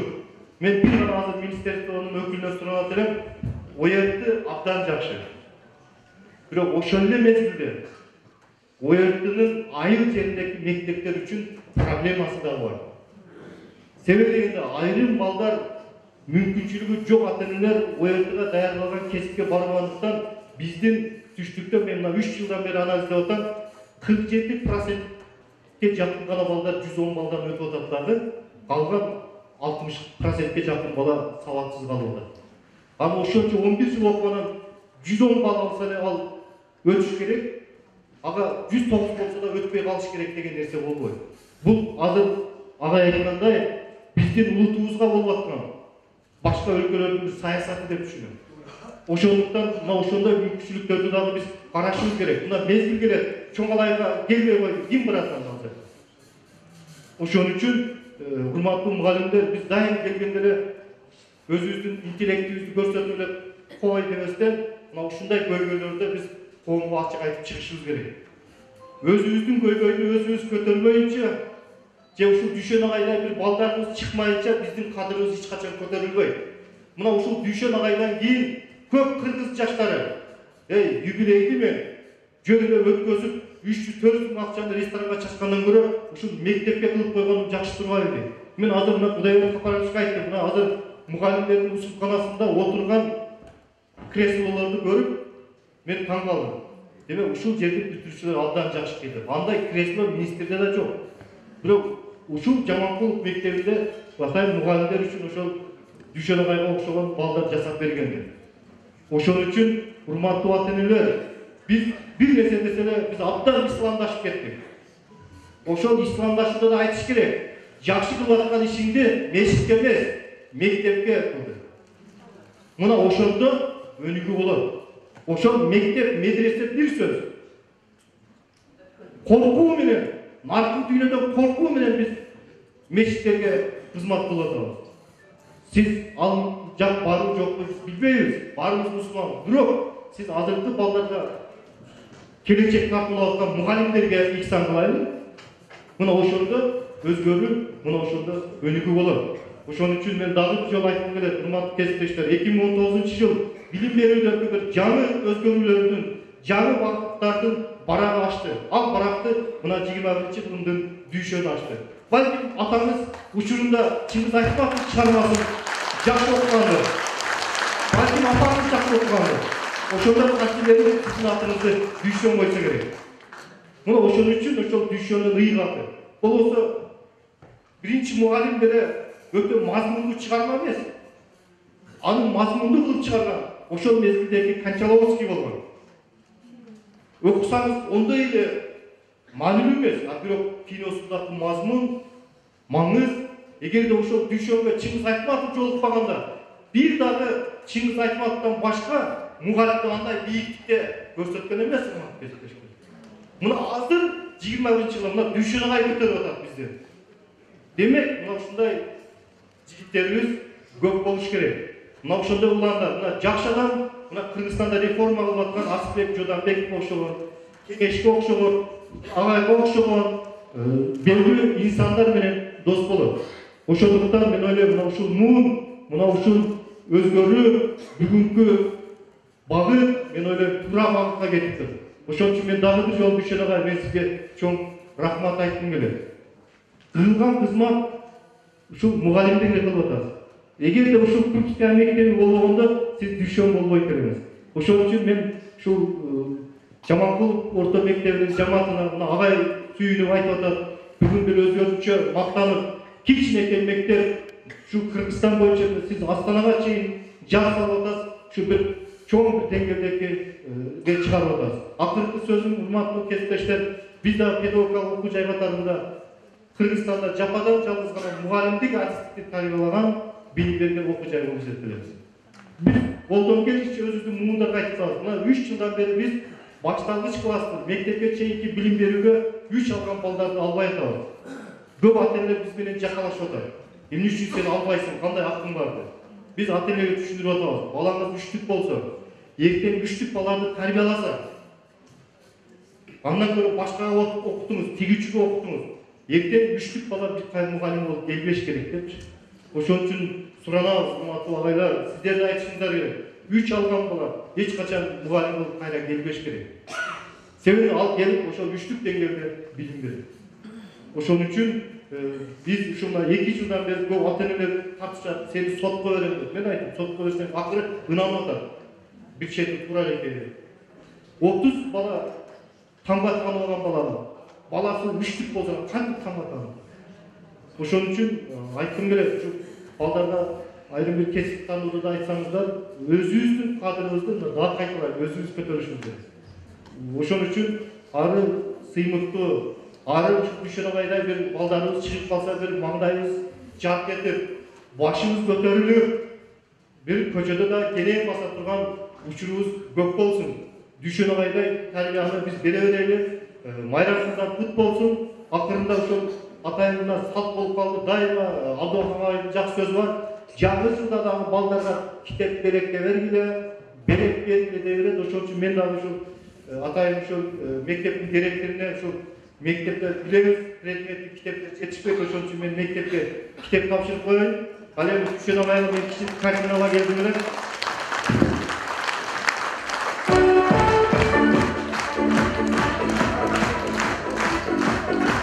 Браво.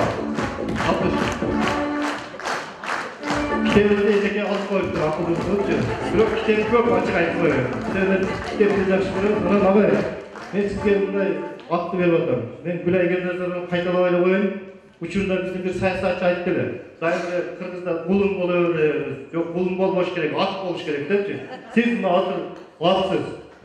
Ушу элиңиз кош тартырабы, не тартырсак ушул биздин ушундай бир карагердей болуп, элге өзгөчө билим берүүгө кызмат кылышыңызга мен тилектешмин. Агайдын сыйырматы бүгүнкү менен бүтпөйт. Эртең 8-inde дагы бошто уланат. Ал жерде дагы өзүбүздүн белегибиз бар. Ошондуктан дагы бир жолу юбилей катарында, инсан катарында сиз дайыма ошол Астанада жүрсөңүз дагы келип окуу жайларда, мектептерде жакшы семиналарды көптөгөн мугалимдерибизге билим берип жүрөбүз. Ушунуңуздан тайбаңыз, жөнөкөйлүк бул улуулук деп коет. Ошондуктан дагы бир жолу сизди куттуктайбыз. Ушул белектер мен ойлойм ушу мектепке калса керек депчи. Ал эми мугалимдик жасаганда даяр этсе болбойт экен. Чыгармачылык болот экен. Ошондуктан эң чыгармачылык ийгилик каалайбыз агай. Анан өсөр бала өтмүшүн сыйлайт дегендей, Дүйшөн мырза бүгүн дагы бир чоң бир абдан бир жакшы демилге бир көтөрүп атат да. Ошол Дүйшөн мырзанын балалыгында Николай Коньков деген болгон. Карайсыздарбы, ким болгон ал? Николай Коньков. Ким болгон? Ким болгон эже? Николай Иванович Пенсаповдун эң алдыңкы директору болгон. Көрдүңүздөрбү? Ошол Николай Коньковдун элесине ушул Людмила Конькова деген эжекебиз бар экен, ошол гүл тапшырам деп Дүйшөн мырзам өзү азыр сураганда ошол берет экен.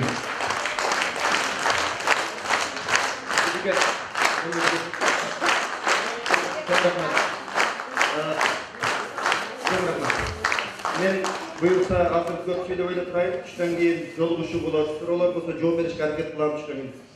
Ал учурда дагы маектешебиз, анан бүтүп аягына чейин болуңузда.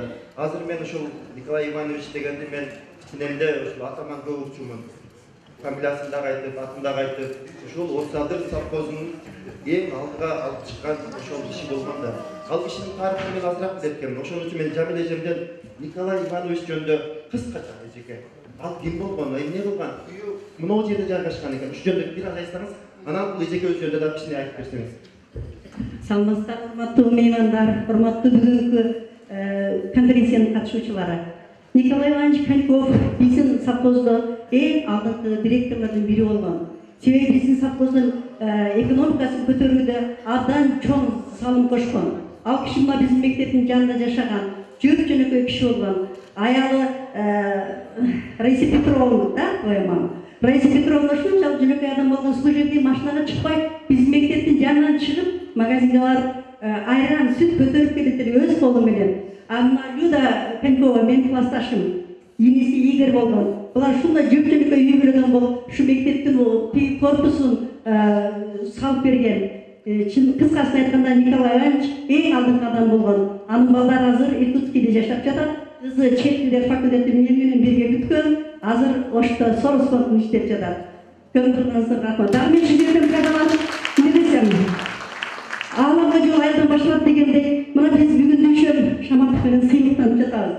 Ушул жерге биз чакырбаган, биз телевизордо көргөн атактуу депутаттарыбыз, министрдин орун басары, ОГПнин ректору, чыган окумуштуу агайлар, биздин районунун жетекчиси Гүлайым Егемназаровна, ошондой атактуу адамдар келип отурат. Куш келипсиздер, ичиңиздерге ийгилик, ден соолук, эч качан арыбаңыздар. Биздин балабыз менен биз сыймыктанабыз. Ошондой биздин Отсадырга, ушу Жаманкулов мектебине кут кирди десем болот. Канча бут кирди дегенде ушул атактуу адамдар келди. Ылайым биздин мектепте ийгиликтер болот. Дүшөн сага ийгилик каалайбыз. Сен Кыргызстанды таанып. Анан мен дагы айтарым, ушул менин кошунам болгон. Ата-энеси жок жөнөкөй. Биз Дүйшөндүн эжелери менен тупурак кечип чоңойгон балдарбыз. Ата-энеңе дагы рахмат ушундай сени чоңойткон. Люда, you are welcome to our school.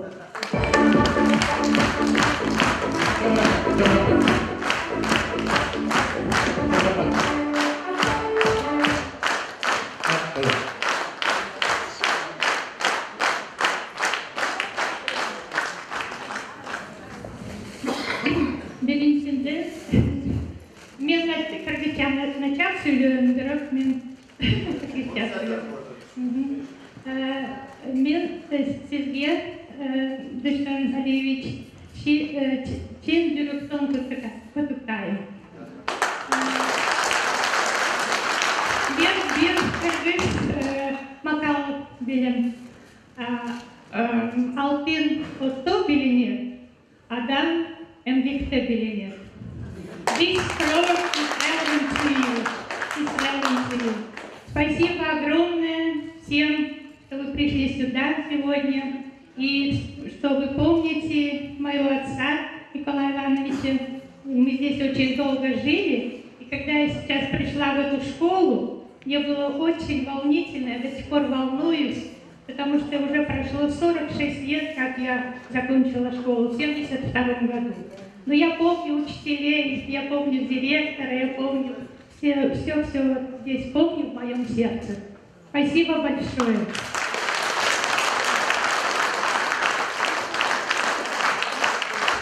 Спасибо. Атан соң өзгөчө Дүйшө мырзага дұрыс сөз болчу алат. Демилигин көтөрүш жаштарга жүргөн кала. Атан соң бизде пленар докладдар аяктады.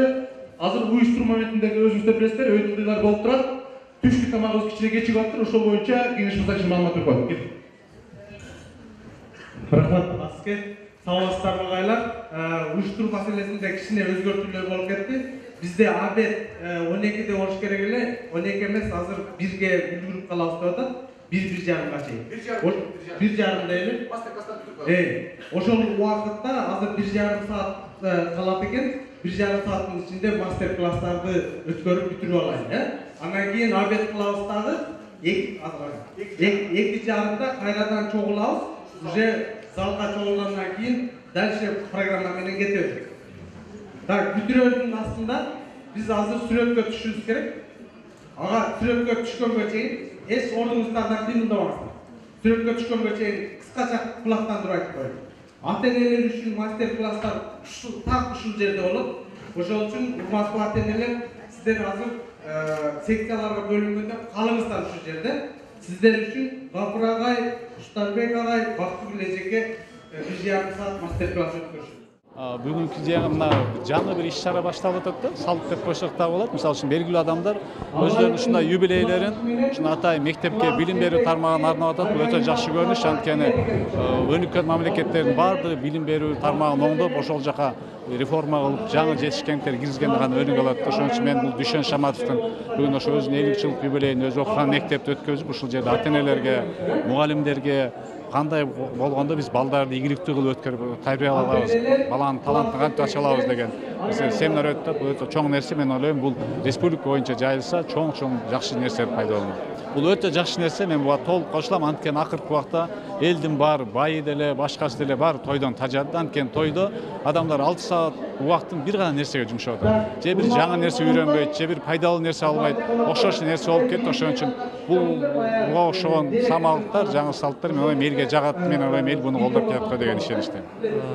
Бүгүн ошо биздин ошол биз турган мектептин бүтүрүүчүсү, белгилүү окумуштуу профессор, ошол азыркы бүгүнкү күндө ошол дүйнөлүк деңгээлдеги белгилүү Назарбаев университет деген бар, Казакстанда Астана шаарында жайгашкан. Ошол университетте профессор болуп иштеген агайыбыз баягы өзүнүн 50 жылдык юбилейин мындай адаттан тышкары форматта өзү окуп, билим алган мектепке келип өткөрүп жатат. Бул иш-чаранын мааниси мен ойлойм өтө чоң. Себеби эң негизгиси ошол кандай бийиктикке жетпесин, ошол профессор агайыбыз ошол бийиктиктин негизинде ушул мектептеги өзү окуткан мугалимдери, ата-энеси, айылы негизги өзөктүк мындай бир маанилүү болгон үчүн ушул жерге келип өткөрүп атат деп ойлойм. Анан уюштуруу моменттеринде дагы эң негизги максат баягындай бирин-бири сыйлап башка кылыш эмес. Ошол мектептин окуучуларынан баштап мугалимдери, жетекчилери, ата-энелерге чейин ушул жерге чогултуп, бүт республикага белгилүү болгон педагогдорду чогултуп, бүгүнкү күндүн 21-кылымдагы азыркы актуалдуу мектептеги билим берүү, тарбия ушул багыттагы семинарлар менен коштолууда да. Бул мен ойлойм, ушул биздин бүгүнкү мындай бир дайым шарт боло бербеген учурда өтө ошол Дүйшөн агайды сыйлаган, урматтаган республикалык, эл аралык деңгээлде таанымал методисттер келип, өздөрүнүн ошол мастер-класстарын өтүп атат да. Бул ошол биздин ушул мектеп үчүн, ушул айыл үчүн, айылдагы ата-энелер үчүн өтө чоң мүмкүнчүлүк болду. Ошол бүгүнкү ошол семинар, мастер-класстардын жыйынтыгы менен ушул мектепте кийинки Дүйшөн агайлардын келечекте чыгышына бир чоң өбөлгө түзүлөт деген терең ишеничтемин да. Мен бүгүнкү иш-чара бир өзгөчө стандарттык эмес нуктагы бир салтанат болду.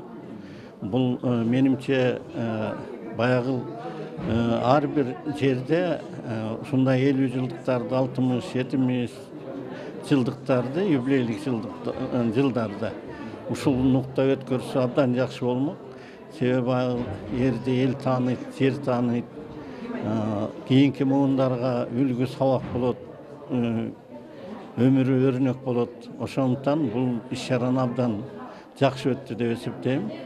Ошондой эле мына окуучулар да, ата-энелер дагы баягы баланы тарбиядоо, өнүктүрүүдө, өстүрүүдө бир сабактарды алып жатат.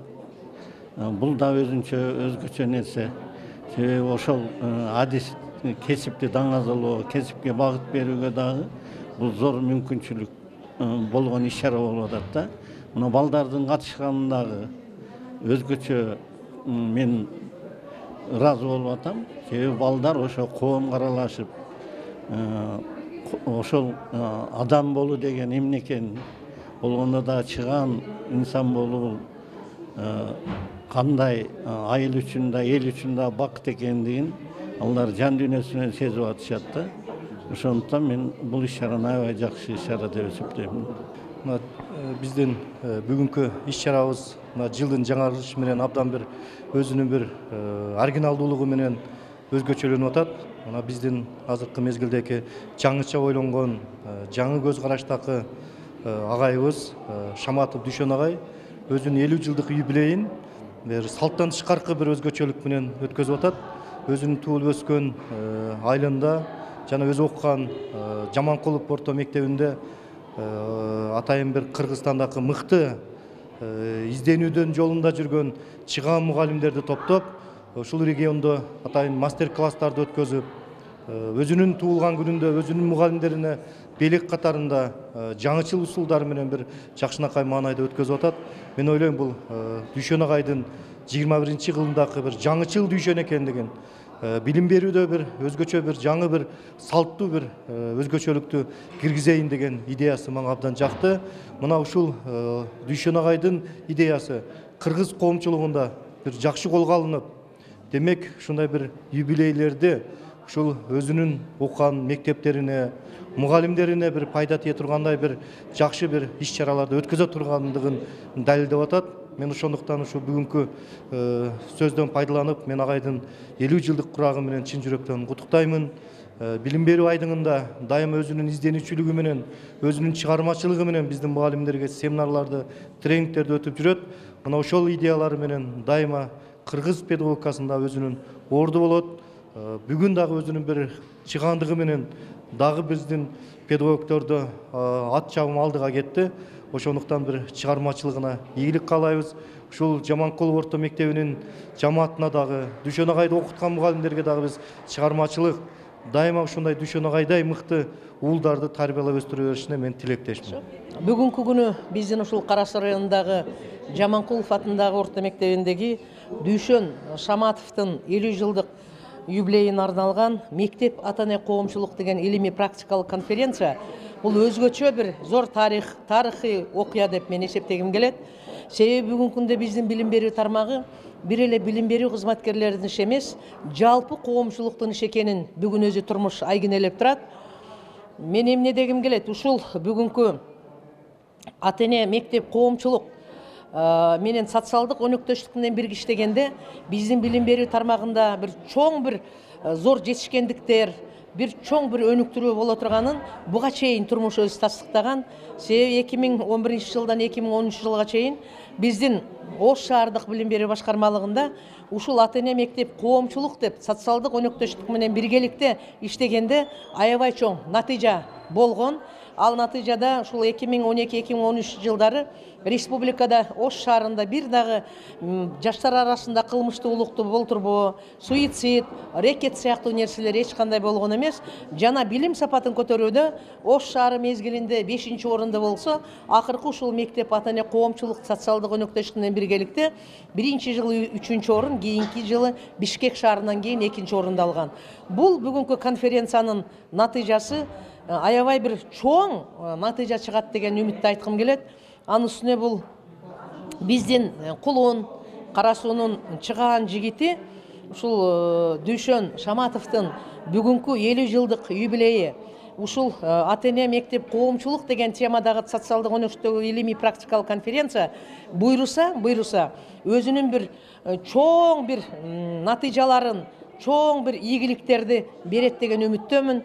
Биздин Кара Суу районундагы бардык мектептерде биз дагы ушул 2019 жылы январь айынан баштап бардык мектептерде, андан кийин айыл өкмөттөрдө, андан кийин райондо бир чоң ата-энелер конференцияларын өткөрүп, мындан бул жакка ушул ата-эне мектеп коомчулук өнөктөштүк менен биргеликте бир чоң билим берүү тармагында чоң бир жумуштарды жасайбыз деген ниеттебиз. Буйруса мен ойлойм, бул социалдык өнөктөштүктөн чоң ийгиликтер чыгат. Бүгүн биздин 30 адырдын тарыхында өзгөчө күн, өзгөчө жыл, өзгөчө ай болуп жатат.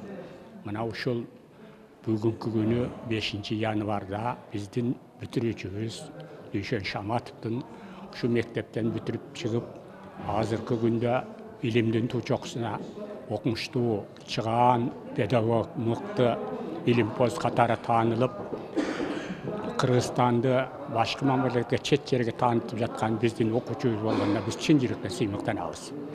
Эми Дүйшөн жөнүндө айта турган болсо, бул ушул окуучулук күндөрүндө аябай зээндүү, күч кайраты, өжөрлүгү менен илимге тырышып окуган балдарыбыздын бири эле.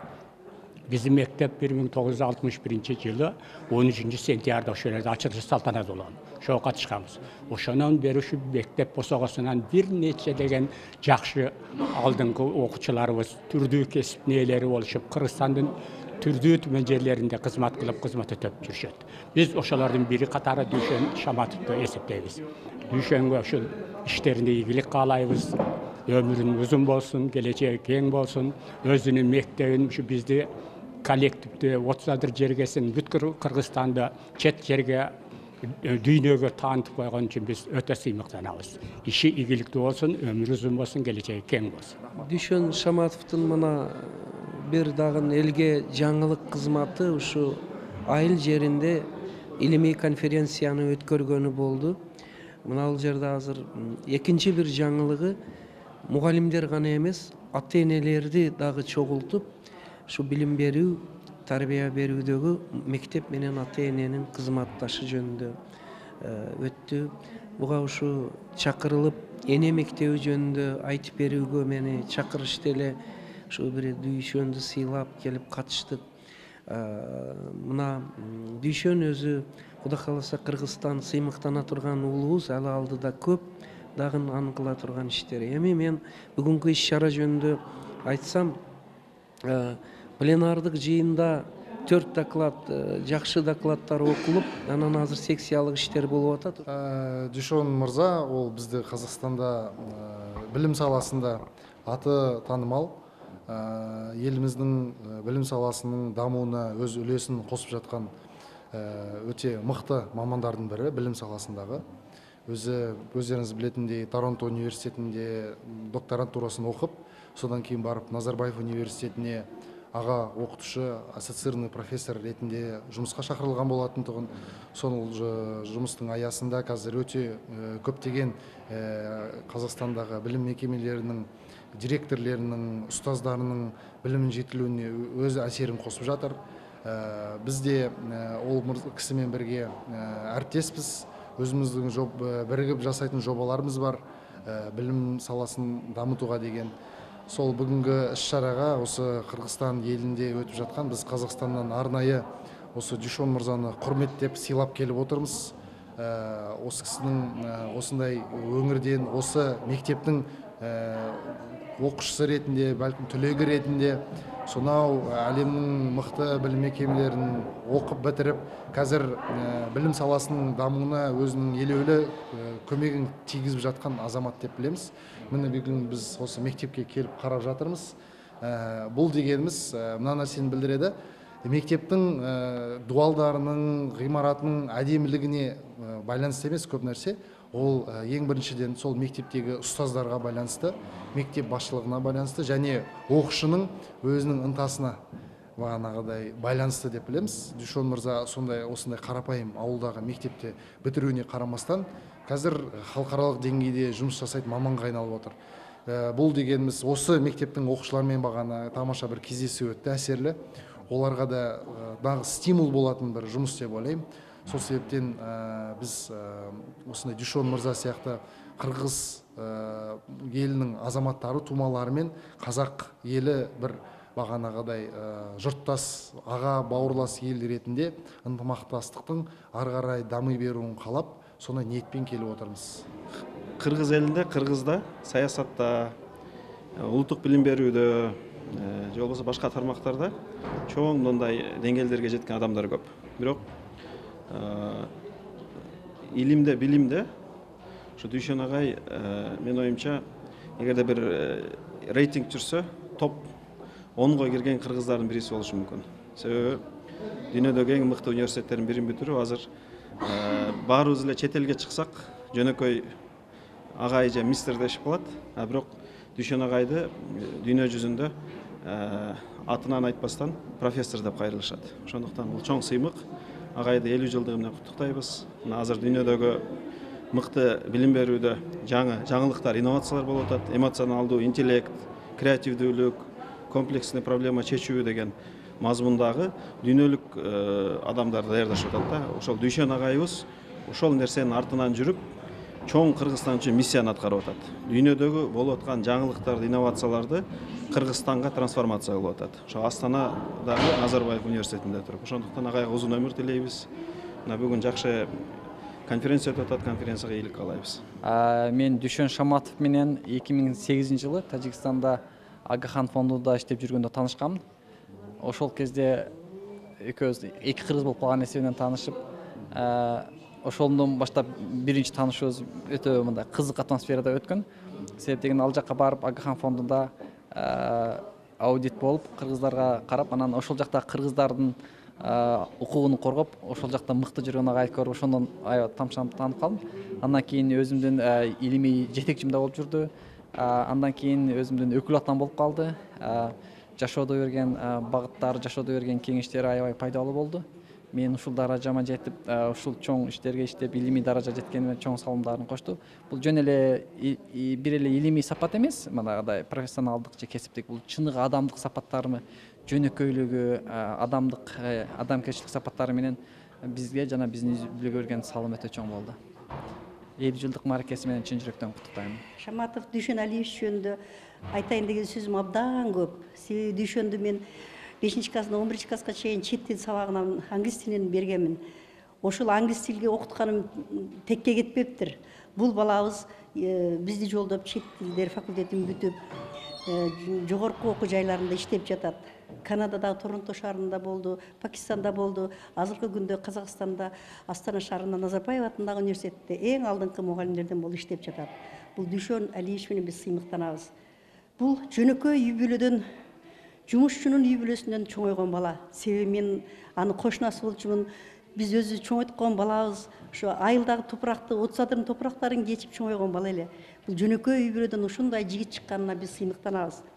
Дүйшөн Алиевич Казакстанда иштеп, чындыгында ал өзүнүн атын чыгарбастан биздин Кара Суу районунун 30 адыр айылынын ушу Крупская Жаманкулов мектебин дагы атын чыгарып атат десем болот. Кыргызстан эмес, бүткүл Орто Азия өлкөсүндө деле ошо Дүйшөн жөнүндө биздин атыбызды чыгарып атат. Ушул Дүйшөнгө эмнени каалайм, ийгилик каалайм. Анан дагы бүгүнкү күндө ал 50 жашка чыгып атыптыр. Кутман курагы менен куттуктаймын.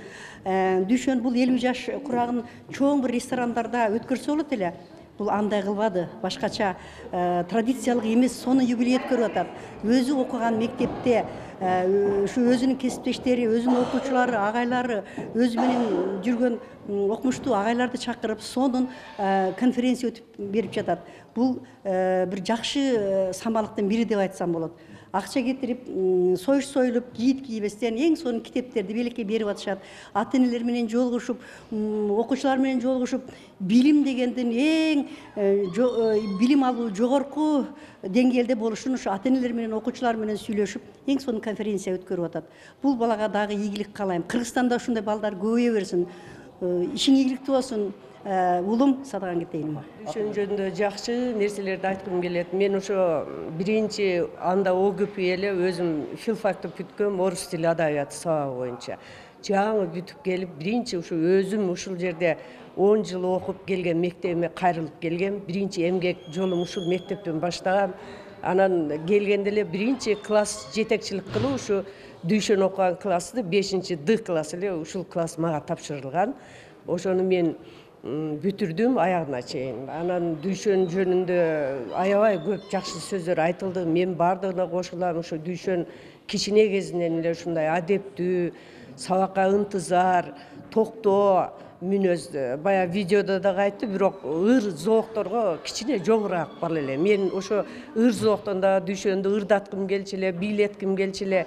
Бирок ушундай оор басырыктуу бала эле. Бирок бардык сабактардан ушундай эң жакшы балаларга окуган жакшы бала эле да. Мен эми, конечно, өзүм ушул мектепти бүткөм, өзүм 30 адырлыкмын, эми турмуш экен. Кийин Алай районуна кетип, азыр толуктарда ошо сабак берип жүрөм, азыр деле иштейм. Анан ошо Дүйшөнгө эмне демекмин эми, ошо Дүйшөнүн алтын башы аман болсун, дайыма бар болсун, жашоодо ишинде чоң бийиктиктерди багынтып жүрө берсин, чоң ийгиликтерге жетишсин ушул окуучу. Алдыда дагы көп ийгиликтер күтүп турат. Мен ишенем, Дүйшөн келечектеги министр болот, келечектеги депутат болот деп дагы эле көп үмүт кылам Дүйшөндөн. Ошо Дүйшөндү бар бол дейм. Тууган уругу, бала чакасы менен жакшы турмушта жашап, ошо ийгиликтерди багындыра берсин. Мен ушу Дүйшөнгө ошо ак ниетимен ушул каалоолорду айткым келет. Негизи Дүйшөн Шаматов илимпоз катары бөтөн эл, бөтөн жерде өзүнүн чет өлкөлөрдөн алган билим тажрыйбасын элге журтка арнап жүргөн улуу бир адис катары башкалардан айырмаланып, илимий практикалык конференцияны жергиликтүү аймакка өткөрүү менен ата энелердин дагы мектеп окуучуларынын дагы жана айылдык мугалим кесиптештерибиздин дагы бир топ ой өрүшүн кеңейте алды деп жакшы жагын белгилегибиз келет. Ошону менен катар эле башка дагы ушул сыяктуу демилгелер мындан ары уланса экен деген тилектебиз. Анткени дайыма конференциялар кайсыдыр бир бийик тема коюлган менен ал кайсыдыр бир топтун гана тегерегинде калып кетип, жана андан ары уланбай калышы менен өкүнүчтүү жагы болот. Болбосо Кыргызстанда далай жакшы жумуштар аткарылат. Бирок ал жайылтылуу жагынан бир аз артта калат. Ошол жагынан алганда Шаматовдун бул маарекелик иш-чарасы абдан үлгүлүү болду. Ал тургай ушул иш-чара үчүн, ушул дем алыш күндөргө карабастан бир гана ушул иш-чарага атайын Бишкек шаарынан, Казакстандан жана башка жактардан келген коноктордун дагы бул маанилүү маселе канчалык деңгээлде коомго зарыл экендигин көрсөтүп турган бар. Бүгүнкү 5 январь 2019 жылы ушул Мамат Медет Жаманкулов атындагы орто мектепте биздин айылдын кулуну Дүйшөн Шаматовдун 50 жылдыгына арналган кече өтүп жатат. Бул кече мугалимдерге, ата энелерге, окуучуларга аябай жемиштүү болуп жатат деп эсептейбиз. Себеби бизде Капыр Мадаминов, Асылбек Жоданбеков деген улуу педагогдор келип сабак өтүүдө, лекцияларды берүүдө биз аябай кубанычтабыз. Мындай кече болгон эмес, бул биринчи өтүлүп аткан кече деп эсептейм. Жана агайга ийгиликтерди каалайм. Мына бүгүн бизде 30 айыл өкмөтүндө эң жакшы иш-чара болуп жатат. Иш-чаранын негизги багыты билим берүү, балдардын быйыл ушул окуу жылында заманбап окутуу методикасын үйрөтүү үчүн биздин 30 айыл өкмөтүнүн тургуну Шаматов Дүйшөн Алиевич бүгүн жөнөкөй гана конференция өтпөй, илимий практикалык конференция өтүп жатат да. Ушул конференциянын негизги багыты балдарды жакшы окуу жайларга жайгаштыруу, алардын келечегин түптөө, ошондой эле ата энелер менен кандай иш алып баруу керек экендигин бизге дагы бир жолу практикада көрсөтүп, иш жүргүзүп жатат. Мен ойлойм, жетекчи катары бул өткөрүлгөн конференциядан биз мектеп жамааты, окуучулар, ошондой эле ата энелер тарабынан бул иш-чараны биз аябай жакшы деңгээлде өтүп жатат деп ойлойбуз. Ошондой эле мына бүгүн ушул агайыбыздын 50 жаш маарекелүү той болуп атат. Кудайым кааласа ушундай окуучулар бизден көп болсун, дайыма ушундай биздин мектепке жардам берген инсандар болсун. Шаматов биздин демилгечи болуп атат. Ушул агайдай биздин келечек муундарыбыз дагы бизди ушундай мектепке келип, ушундай конференцияларды уюштуруп, мектепке дайым жардам берүүсүн биз каалап кетебиз. Дагы бир жолу агайды ушул маарекеси менен куттуктайбыз. Иштерине ийгилик, ден соолук, дайыма бакубатчылык каалайбыз. Бүгүн мына 2019 жылдын 5 январында Дүйшөн Шаматовдун 50 жылдыгы боюнча ошол илимий практикалык конференция өтүп атабыз. Анан ошол илимий практикалык конференцияны Ош, Бишкек сыяктуу чоң шаарлар тандабай, ушул Дүйшөн мырза менен биргеликте ушул 30 адырда өткөзүп атканыбызга абдан кубанычтабыз. Максатыбыз эмне? Максатыбыз ушул окуучулар шыктанса, ушул 30 адырдан жаңгыз эле Дүйшөн чыкпаш керек. Көп дүйшөндөр болуш керек. Ошол көп дүйшөндөр болсо гана коом өнүгөт. Андан тышкары экинчи бир багытыбыз бул ата энелер. Өзүңүздөр көрдүңүздөр, бүгүн 100га жакын ата эне келди. Ушул ата энелерге дагы республика боюнча мындай көрүнүп калган адамдарды алып келип туруп, балдарды тарбиялоо боюнча жөнөкөй бир сунуштарды берип атабыз. Анан үчүнчү биздин фокус группа бул мугалимдер. Ал эми мугалимдер болсо, мына Казакстандан келген, Лейлектен келген, Каракылжалдан келген агайларыбыз өзүнүн ошол окутуу ыкмалары боюнча таасирдүү ыкмалардын үйрөтүү менен, бөлүшүү менен тажрыйба алмашып, кызматташып, бир көпөрө куруп атышат. Бул аябай жакшы нерсе. Мен ойлойм, бул демилге ушул бир эле 30 адада эмес, башка аймактарда да ушундай уланса деген нерсе. Себеп дегенде кыргыз коомчулугунда бүгүнкү күндө мындай юбилейге карата, деги эле мындай ашыкча той топурга карата сын пикирлер айтылат. Ушол ашыкча сын пикирлер айтып токтолбостон, жасоонун, үлгү көрсөтүүнүн бир жолу да. Мен Дүйшөн Шаматов менен чогуу окуган адам катары айтып коеюн. Бул киши ошол Ош мамлекеттик университетинде, чет тилдер факультетинде чогуу окуганбыз. Бул киши алдыраак окуган, 1-2 курс, андан кийин мен окууну бүттүм 95, бул киши 93-жыл бүттү. Бирок ушунчалык мындай элпек, анан ар бир адамда эгосу болот да, билесиңер, мындай бийиктикке жеткенден кийин эгосу болуп, өзүнчө мынтип катып эме болуп калат да. Бул кишиде андай нерсе жок да. Кийин акырын барып ошол мамиле бизде үй бүлөлөр менен достукка айланып кетти да. Азыр бүгүнкү күндө бизди экөөбүздү аялдарыбыз, экөөбүздү балдарыбыз жолуктурат. Мисалы үчүн Астанадан балдары келген мезгилде биринчи менин балдарымдын атын айтат. Ошолор менен барып чогуу көрүшөйлү депчи. Анан ошолор аркылуу Дүйшөнөкө менен жолугуп калдык. Бул деген чоң нерсени айткым келет.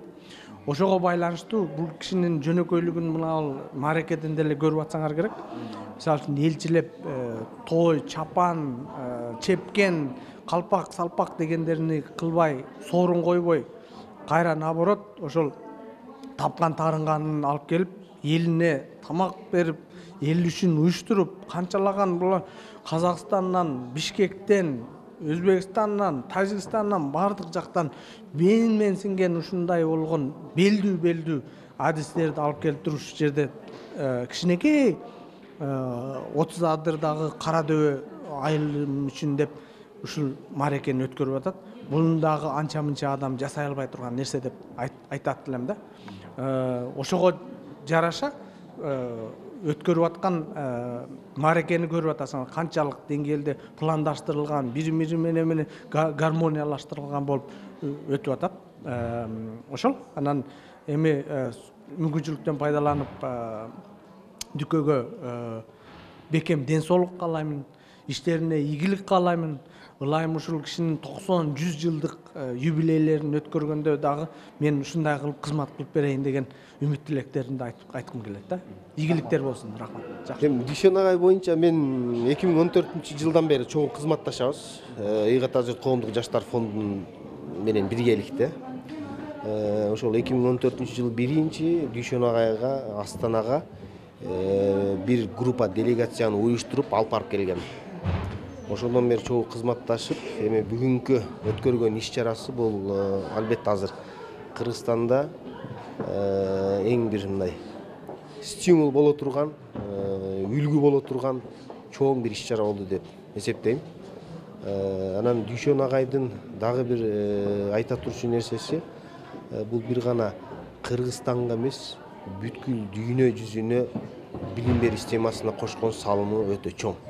Бүгүн ушул жерге ушунча ата-эне, ушунча мектеп окуучусу, мектептин мугалимдери келип, теория жагынан эмес, практикалык жактан өздөрүнө сабак болуучу, эртең өздөрүнүн мектебине барып, ушул нерсени башкаларга жеткире тургандай деңгээлде бир семинарлар болду деп ойлоймун. Ал эми ата-энелер үчүн дагы бала менен ата-эненин ортосундагы мугалим менен ата-эненин ортосундагы мамилелерди чыңгоо жагынан бүгүнкү ошол Дүйшөн агайдын 50 жылдыгына арналган конференция бул жакшы бир чоң бир аянтчаны түзүп, дагы да бул нерсени алдыга жылдырганга Дүйшөн агай өзүнчө бир салым кошту. Эми биз баягы уюштуруучу катары бул жакка келип ошол агайдын жасаган эмгегини баалап, дагы да колубуздан келишинче агайды эмгегини жогорулатканга, өзүнүн салымыбызды кошконго аракет кылабыз деп айтат элем. Эми бул идея албетте эми той мааракет өткөзүп, ресторанда өткөзүш деле ал деле өзүнчө өткөзсө болот. Аны буюрса, андай нерселерди буюрса дагы кийинки юбилейде өткөзөрбүз.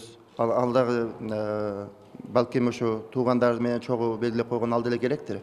Бирок мен бул идеямды мен өзүм ойлонуп отуруп, анан өзүм жакын үй бүлө мүчөлөрү, келинчегим менен, анан жакын досторум менен кеңешип отуруп, ушуга токтолдук да. Мен азыр убактынча Казакстанда иштеп жүргөндүктөн Астана шаарында ушул юбилейди жөн өткөзбөй койсо да болот, же болбосо жөн эле үй бүлөдө өзүбүз эле мындай бир күнү майрамдап койсок болот деп мындай ойлонуп жүрүп, ошол бизге Кыргызстанга келе турган кышкы каникулубузга дал келип калганына байланыштуу биз мындай өзүбүзгө суроо койдук да.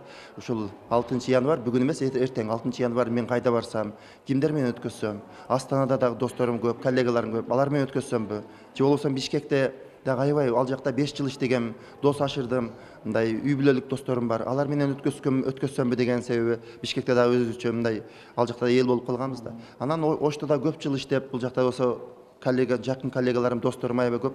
Ошто өткөзсөкпү деп, анан отсадырда деп 4 вариант кылып, мындай ойлонуп, Фейсбукка дагы жазып, досторум пикирин дагы угуп көрдүм.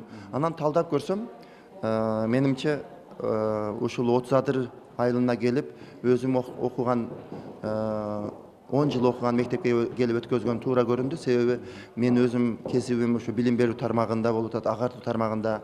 Балдарга билим бериш керек деп туруп өзүм илим жактап жүрөм. Анан эми негизги өзүм илим жактаган болуп, анан ушул адамдарга пайдалуу бир нерсе өткөзүш керек деп илим жактап атсам, анан ушундай иш-чараны жасабай коюш дагы туура эмес деп туруп, ошо бир күнү чечим чыгардык, албетте. Анан ушул иш-чараны пикирлеш досторго жөнөтсөм, дары эле бардыгы колдошту да, туура деп туруп. Алар айтышты, мындай тойлордон жадап калдык. Тойлор аябай көп болуп атат. Адамдар мындай кайра той болуп берип жадап да калышты деди. Анан биз ошо айылга эле барып туруп, чакан эле иш-чара өткөзөбүз деген оюбуз бар болчу, бирок аябай чоңоюп кетти мына масштабы. Буну мен айтат элем, бул менин жеке эмгегим эмес. Бул менин өзүмдүн орусча айтмакчы заслуга деген деле эмес. Бул менин идеянын деп атам да. Бунун ушул жерде жүгүрүп жүргөн, жардам берип аткан балдар 50-100 адам бардыгы мындай, бириси машинасы менен отун алып келсе, бирөөсү музыкасын алып келип, бирөөсү микрофон алып келип, бирөөсү жанагы семинар өтүп берип аткандар. Булардын мен бардыгын айтат элем, бул идеянын тууралыгы. Ушул айыл жериндеги балдарга кичине болсо дагы шык болсун. Ушуларга мындай туура жолду көргөзүп берели. Ушуларга булар дагы чет өлкөдөн болобу, Кыргызстандын жакшы окуу жайларынан окуйбуз деген ушуларга кичине болсо таасир берсек, ал эми ресторанда банкет кылган, көптөгөн улактарды өткөзүп, 10-20 койлорду, уйларды байгеге койгон ал боло берсин. Ал бактылуулуктун бир индикатору боло берсин. Бирок жаш балага ал бирок башка жолу дагы бар деп туруп, алар өздөрү тандасын. Жаш балдар көрүп туруп, мен кааласам мындай аткарсам болот экен. Кааласам элге дагы бир нерсе жасасам болот экен деген ушундай. Алар үчүн ошолор өздөрү тандап алсын деген иш-чара да.